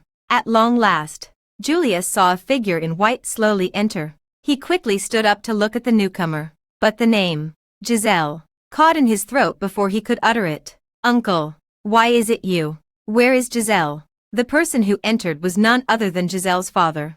Giselle's dad stared coldly at Julius and said, I have nothing to say about her whereabouts. But since you want to acquire my wife's gallery, why wouldn't I come? Julius slightly opened his mouth. But you're not. In Julius's memory, ever since Giselle's dad lost his wife and remarried, Giselle had angrily moved to the country and refused to let Giselle's dad interfere in her affairs, especially those related to Giselle's mom. Why did you suddenly return to the country to interfere with Giselle's mom's affairs? Does Giselle know about this? Giselle's dad did not answer Julius's question and walked straight into the room, sitting down in front of him. Today is about discussing the acquisition. Why bother asking about other irrelevant matters? Giselle's dad had just sat down in front of Julius when an invisible pressure filled the entire room, making even Julius feel somewhat breathless. But uncle, I'm not here today for the acquisition. I just want to see Giselle once. There's a misunderstanding between us, and I need to clarify it with her. Although Julius didn't know the current state of the relationship between Giselle's dad and Giselle, Giselle's dad was now the only person who could contact Giselle. So he honestly stated his original purpose, hoping Giselle's dad would relay his words to her. What if Giselle changed her mind because of it? To his surprise, as soon as Julius finished speaking, Giselle's dad let out a cold scoff. Misunderstanding? What misunderstanding? Was it that you didn't keep a canary? Or that you didn't cheat? Didn't make her wait for you to change your mind? Or that you didn't hurt her and trick her into signing the divorce papers? Julius, when we married our daughter to you back then, you promised in front of us that you would never mistreat or betray her in this lifetime. But look what you've done. Back then, Giselle's mom was seriously ill and wanted to see her daughter married before she died. So Giselle's dad carefully selected Julius after much consideration. Later, he and Giselle had a falling out over his new wife, but he still kept a close eye on their daughter. So he had also heard about Julius's affairs. I don't deny these things, but I promised Giselle that I would return to the family once I got tired of playing around. However, she went behind my back and filed for divorce without saying a word. I was completely unaware and did not agree to it. So I hope you can relay a message to her, asking her to come back and remarry me. Giselle's dad listened to Julius's words, his expression darkening, and his voice finally tinged with anger. Dream on. We made it clear to you before marriage that we wouldn't tolerate any form of infidelity. Yet you not only cheated but repeatedly deceived and hurt her for some mistress outside. How dare you have the nerve to ask her to come back and remarry you? And clearly, you're the one at fault. Yet I've seen no remorse from you. Instead, you've blamed my daughter for your mistakes. What a joke. Let me tell you, don't even think about getting back together with her in this lifetime. But I've already ended things with the canary and returned to the family. Why won't you give me another chance? Besides, she clearly loved me so much. What if she still has feelings for me? You can't just tear us apart like this. Julius spoke with utter resentment. He had only made the mistake every man makes. And now that he'd ended it, why were they sentencing him to life without parole?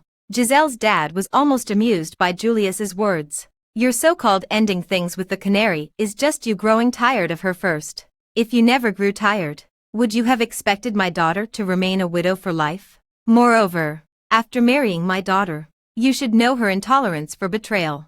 Back then, I married a simple man out of loneliness and gave all my assets to Giselle. But look, she hasn't spoken a word to me all these years, and that was after I lost my wife. Now look at you. How could you possibly think she still loves you? If she truly did, she wouldn't have left. Julius, stop deluding yourself. Forget about this gallery too. Go home, and don't ever hope to find her again. She won't see you. After speaking, Giselle's dad picked up his teacup in a gesture of dismissal, while the bodyguard at the door Giselle's dad stepped in and said, Mr. Julius, please leave. Boom. The gallery door slammed shut in front of Julius, and the pouring rain drenched Julius completely, sending a chill from his back throughout his entire body. Yet it still couldn't extinguish his determination to find Giselle. Now that Giselle's dad has returned to the country, it's also good news for Julius, as it means he has one more avenue to find Giselle. With this thought, he took a deep look at the gallery before him, then turned and disappeared into the curtain of rain. Unbeknownst to him, behind the second-floor glass window, Giselle's dad was watching Julius's retreating figure until it vanished from sight, only then withdrawing his gaze to instruct the butler beside him. Call Mr. Hill and tell him not to let his grandson go abroad, so as not to upset Giselle. The butler quickly acknowledged. And after the butler left, Giselle's dad sat back down on the sofa, taking out a photo of Giselle's mom from his pocket, gently stroking Giselle's mom's smiling face in the picture. Giselle, don't worry. With me here, I won't let him continue to bully our daughter. I'll make everyone who has wronged you and our daughter pay the price. After Giselle's mom passed away from illness, Giselle's dad was overwhelmed with grief and even gave up on himself, unable to bear seeing his son continue to deteriorate. Old Master Lin took matters into his own hands and arranged for him to remarry, even going so far as to drug him and send him into the new wife's room. Although he stopped the situation in time and sent the new wife far away, his daughter still flew into a rage at him and even cut off all contact with him. And so it was. Giselle's dad had no news of his daughter for a full 5 years. This also meant he couldn't return immediately when his daughter and wife were bullied. It wasn't until this time, when the daughter's servant secretly informed him that she was going to sell her mother's gallery, Giselle's dad finally rushed back without hesitation. The daughter selling the gallery was permitted by her late mother, but because she couldn't return home to avoid Julius, she had no choice but to sell the gallery to him. But Giselle's dad didn't want his daughter to regret it later, so he stepped in to stop it while also teaching Julius a lesson. In the distance, the butler watched the silently distressed master and ultimately decided to make a call to the young lady abroad. Truth be told, the master was the most innocent party in that incident back then, even after all he did later, driving away his new wife and getting a divorce. The young lady still held a grudge and refused to communicate much with him. Now that the master is getting older, they should cherish every day they can spend together to avoid future regrets. And surely the lady in heaven wouldn't want the father and daughter to continue like this. But when the butler called, Giselle on the other end remained silent for several long minutes. The silence lasted so long that the butler thought Giselle had hung up. Before she finally spoke, "I understand." Then Giselle hung up the phone. Miss, the Hill family. Julius had no idea what Giselle's dad was planning to do to him. His mind was consumed by a single thought: to find Giselle. While sending people to deliver various compensatory gifts to Giselle's dad, he even ordered the renovation of Giselle's mom's tombstone from years ago. Yet every single one was returned untouched. Julius didn't care and just kept sending gifts. Meanwhile, the people he sent abroad to Giselle's family were driven back, unable to even leave the country. What did you say? When Julius heard once again that his people were restricted from traveling abroad, he could no longer sit still. When he was kicked out by Giselle's dad, he suddenly thought of something. Although he didn't know whether Giselle had forgiven him or not, Giselle's dad's return to the country must have had her tacit approval. Otherwise, Giselle would have made a scene long ago, which means Giselle is abroad. And there's only one place overseas he hasn't searched. The place he thought she would never return to: Giselle's family. At first, Julius was reluctant to confirm it, but after his men were repeatedly turned away, he finally realized Giselle was indeed at Giselle's family. With this thought, he hurriedly headed out, instructing his assistant to book a flight ticket along the way. But before Julius could get far, a sharp shout suddenly rang out behind him. "Stop!" Julius turned around and saw Mr. Hill standing at the bottom of the stairs. "If you're thinking of going abroad to find Giselle, forget it, Grandpa." Julius felt his heart tighten as he took a few steps back. Why? A year ago, Old Man Hill went abroad temporarily for health reasons to recuperate. Little did he expect that in just 1 year, his grandson would stir up such a major incident. At first, Old Man Hill also tried to advise Julius, but he was so infatuated with Alexandra that he simply wouldn't listen. Now that she's gone, he finally realizes his mistake. But it's already too late. Old Man Hill leaned on his cane, staring at him, and retorted, "What do you think?" Julius clenched his fists. "I know I'm largely at fault in this matter, but I just have to make it clear to her. She got divorced without even getting my consent. Did you get her consent before having an affair?" Of course. Julius stopped mid-sentence as distant memories suddenly surfaced in his mind. When he first proposed Giselle the idea of keeping her as a mistress, Giselle was devastated. She even suggested divorce. But Julius not only refused, he assured her it was just a passing fancy and he'd return once the novelty wore off. Gradually, Giselle stopped mentioning the matter, and he thought she had accepted it. But later Giselle's series of actions clearly told him. She didn't agree. She just gave up and left you. The old man watched the changing expressions on his face and slowly added for him. Julius, I told you long ago not to let her down. Now this outcome is entirely your own doing. From now on, you're on your own. Don't expect her to come back. After speaking, the old man turned to the butler beside him. Keep an eye on him, and don't let him cause any more trouble for me. Yes, sir. Julius remained silent, merely dragging his heavy steps toward his room. He didn't emerge again for several days. In the following days, Giselle's mom's gallery remained quiet, and the annoying figure no longer appeared on the gravel path outside. Giselle's dad felt a temporary sense of relief. He hadn't returned in nearly 5 years and hadn't spent much time with his wife for a long time. So Giselle's dad decided to retire domestically, leaving all overseas matters to Giselle. Soon, Giselle's dad celebrated his first birthday abroad. But Giselle still didn't return to accompany him, only sending a birthday gift she had prepared from overseas. Even so, Giselle's dad was deeply moved. Compared to Giselle's previous distance and indifference, this was already a significant improvement. Abroad, when Giselle read Giselle's dad's text expressing gratitude for her and his fondness for the gift, Giselle remained lost in thought for a long time, allowing complex emotions to slowly engulf her entirely. In truth, she had forgiven Giselle's dad long ago. After all, in that incident back then, Giselle's dad was entirely the victim. It was just that she, standing completely from her mother's perspective, felt he had betrayed her mother, which was why she so resolutely severed ties with him. Later, after experiencing a failed marriage herself and witnessing all sorts of people and events, she gradually came to understand Giselle's dad's predicament. The damage has already been done. And even if Giselle wants to make amends, she doesn't know where to begin, so she could only take it step by step. At the very least, as the butler said, she wouldn't regret it in the future. Just then, her phone vibrated in her hand, startling Giselle back to reality. When she saw the caller ID showing, Dad. After hesitating for a long time, Giselle finally answered the call. Giselle, thank you for the gift. Dad really likes it. It turned out to be Giselle's dad, who saw Giselle hadn't replied to the text for a long time. Thinking she might have missed it and fearing his daughter would get upset, Giselle's dad hurriedly gave her a call. Giselle hadn't expected her father to care so much about her feelings. Her nose tingled with emotion as she took a deep breath. As long as you like it, Dad. I'll give you more gifts in the future. Like a key unlocking the misunderstanding between father and daughter. Their conversation gradually became more lively. But just at that moment, Giselle suddenly heard a frantic yet familiar voice coming from the other end of the phone. Uncle, please let me see Giselle just once. I've already realized my mistake. Stop right there. You brat. What do you think you're doing?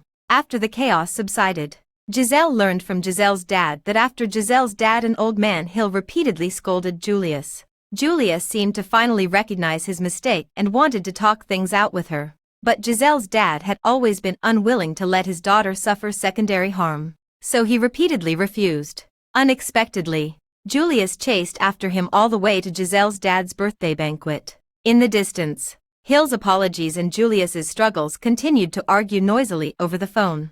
Giselle looked up at the azure sky outside and said calmly, Dad, give him the phone. I'll have a good talk with him once. Giselle's dad remained silent for a long moment before finally moving the phone away. After a burst of static, an excited voice came through on the other end. Giselle. Julius. What exactly do you want to tell me? Compared to Julius' excitement, Giselle's tone was remarkably calm. So much so that Julius on the other end remained silent for a long time. Giselle. I know keeping a canary was my fault. But why did you leave me without a word? Without any warning? And I never agreed to the divorce. You used to love me so much. Why didn't you give me any chance? Why did you sentence me to death like this? Julius. Giselle suddenly interrupted him. I told you. I gave you chances. Those burned love letters. That time capsule. Were they my reminders to you? On the other end of the phone, Julius's breath hitched abruptly, followed by a voice trembling slightly. You mean? Giselle let out a light laugh and continued. When you decided to keep Alexandra as your golden canary, I did initially think of giving up on you. But 5 years of feelings made it impossible for me to walk away so easily. Coincidentally, you had written me 99 love letters. So I decided to give you 99 chances. Every time you hurt me, I burned one letter. Once they were all gone, I would leave you for good. It took you 3 years to give me all 99 love letters. And I thought it would take me at least as long to burn them. Yet, in less than 3 months, only the last 5 remained. And that time you sent me to your archenemy for Alexandra. That was the time you hurt me the most. So, I went to the old house that day and burned the time capsule we buried together during our wedding. The one we said we'd dig up when we were surrounded by grandchildren. The last love letter was when you tricked me into signing the divorce papers. I did accidentally see the plan in your chat. But when you handed me the divorce agreement, I still held on to a sliver of hope. That's why I kept asking you, is this really the villa transfer agreement? You were in such a hurry, so impatient, even with a hint of annoyance in your voice. But you never once denied it. The breathing on the other end of the phone gradually became more rapid, and the voice began to mix with pain. Could Giselle just pretend not to hear anything? In this relationship, you always ask me for reasons, but even when I lay the answers right in front of you, you still can't see them. So the root cause of many things is simply that you don't care. That's why he didn't care about her feelings and had the audacity to cheat, letting Alexandra trample on her dignity, allowing her to suffer unnecessary harm again and again. So now you understand why we got divorced. Julius, since we're already divorced, we shouldn't have any further contact. As soon as Giselle finished speaking and was about to hang up, Julius on the other end frantically begged. No, Giselle. You can't do this. Let's meet. Okay. In Giselle's memory, Julius rarely showed such humility. Only a few times to coax her, to persuade her not to divorce him. No, unless it's death. We should never meet again. Beep beep beep. Staring at the abruptly disconnected call and the darkened screen, Julius felt an intense pain spreading from his heart. The agony was like a venomous vine, binding his entire body and rendering him immobile, leaving him utterly consumed by the torment. He tried to move his legs, but the next moment, darkness suddenly engulfed his vision as his entire body collapsed heavily to the ground. Julius, sir, someone, come quickly. After that phone call, Julius suddenly fell seriously ill, rapidly wasting away. No amount of tonics or medicine could restore his health. Everyone thought he had a terminal illness, but only Julius himself knew it was a sickness of the heart. Before Giselle said those words, he still fantasized that there might be a chance between them. But now what possibility remains? Julius looked at the photo of him and Giselle on his phone and could no longer hold back his tears.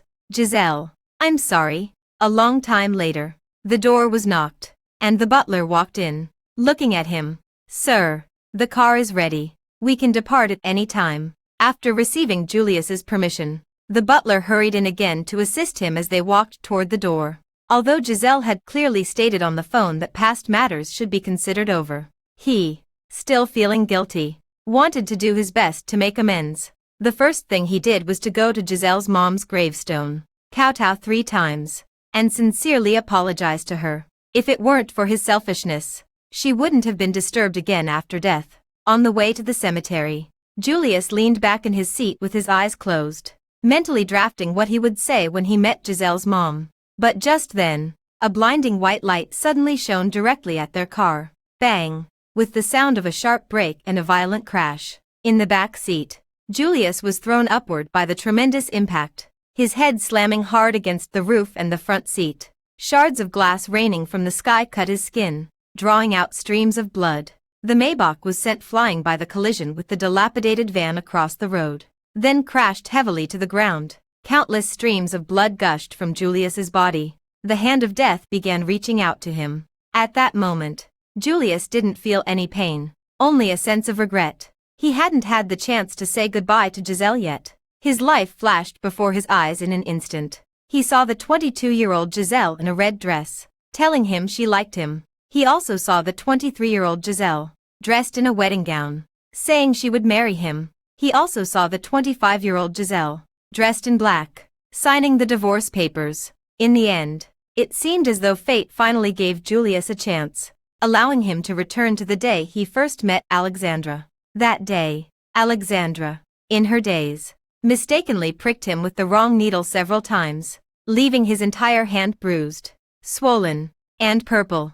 How did he do it last time? He actually found her dazed state somewhat adorable. Though when Alexandra apologized to him in tears, he simply smiled nonchalantly and said it was fine to take her time. From then on, he was caught in her whirlpool, making mistake after mistake, never able to turn back. This time, he coldly watched the apologizing Alexandra and sternly said, "Call your supervisor here." Later, the hospital compensated Alexandra with a sum of money before dismissing her. From then on, Alexandra completely vanished from his world. After he finished his 4-drip, a familiar figure approached him and reached out a hand. "Julius, let's go home." Julius looked up at Giselle, who was smiling with loving eyes, and couldn't help but smile too. Then he reached out, took her hand, and stood up, saying, "All right, let's go home." Hand in hand, the two walked toward the distant light until they disappeared from sight. In the real world, lying in a pool of blood, Julius gradually stopped breathing. The screams, the sound of ambulances, and the wail of sirens also faded away from him, until he could hear nothing at all. Julius's death in a car accident reached Giselle's ears, and the bouquet of roses in her hand suddenly fell to the ground. But now, he could even casually throw her mother's keepsake into the sea. On the other end of the phone, Giselle's dad spoke with a grave tone. "The culprit has been caught. It's Alexandra." Alexandra, after being dumped upon uncovering the truth, was left with the apartment and $10 million from Julius, ensuring she and her grandmother would never worry about food or shelter for the rest of their lives. Yet later, Julius exacted a second revenge on her, stripping away all her privileges. At that moment, her grandmother also found out about her affair as the other woman and, in a fit of anger, passed away on the spot. Her grandmother was Alexandra's only emotional pillar. Now that her grandmother was gone, her world completely collapsed. Alexandra blamed all of this on Julius and ultimately ran him over with her car, killing him. Julius died instantly, and Alexandra later committed suicide in prison. After hearing Giselle's dad's words, Giselle stood frozen in place for a long time. Julius's ashes were laid to rest on a day of continuous rain. Giselle stood quietly under a large black umbrella, gazing at the Julius black and white portrait on the tombstone before her. Once Julius asked her when they could meet again, her casual remark, "Unless it's death," turned out to be a prophecy. Julius did indeed die. He died in the first year of his affair, and in the 5th month after their divorce. Originally Giselle's dad didn't want her to come, but Giselle ended up coming anyway. The deceased is to be respected, and he had truly loved her, so she still wanted to see him off on his final journey. After all, they would truly never meet again. She gazed deeply at Julius's tombstone for a long time, then finally turned and slowly walked toward the elderly Hill, who was on the verge of collapsing from grief. "Grandpa, please accept my condolences." Giselle bowed deeply to Hill the elder, losing his most beloved eldest grandson in his later years. The immense grief was Hill the elder simply couldn't bear. Yet, with great effort, he weakly waved his hand at her and silently shook his head. Giselle continued walking out of the cemetery, and in a daze, she seemed to hear Julius calling her name. She instinctively turned her head and saw the 22-year-old Julius waving at her. "Giselle, goodbye." She curled her lips into a smile and murmured, "Julius, goodbye. We'll never meet again."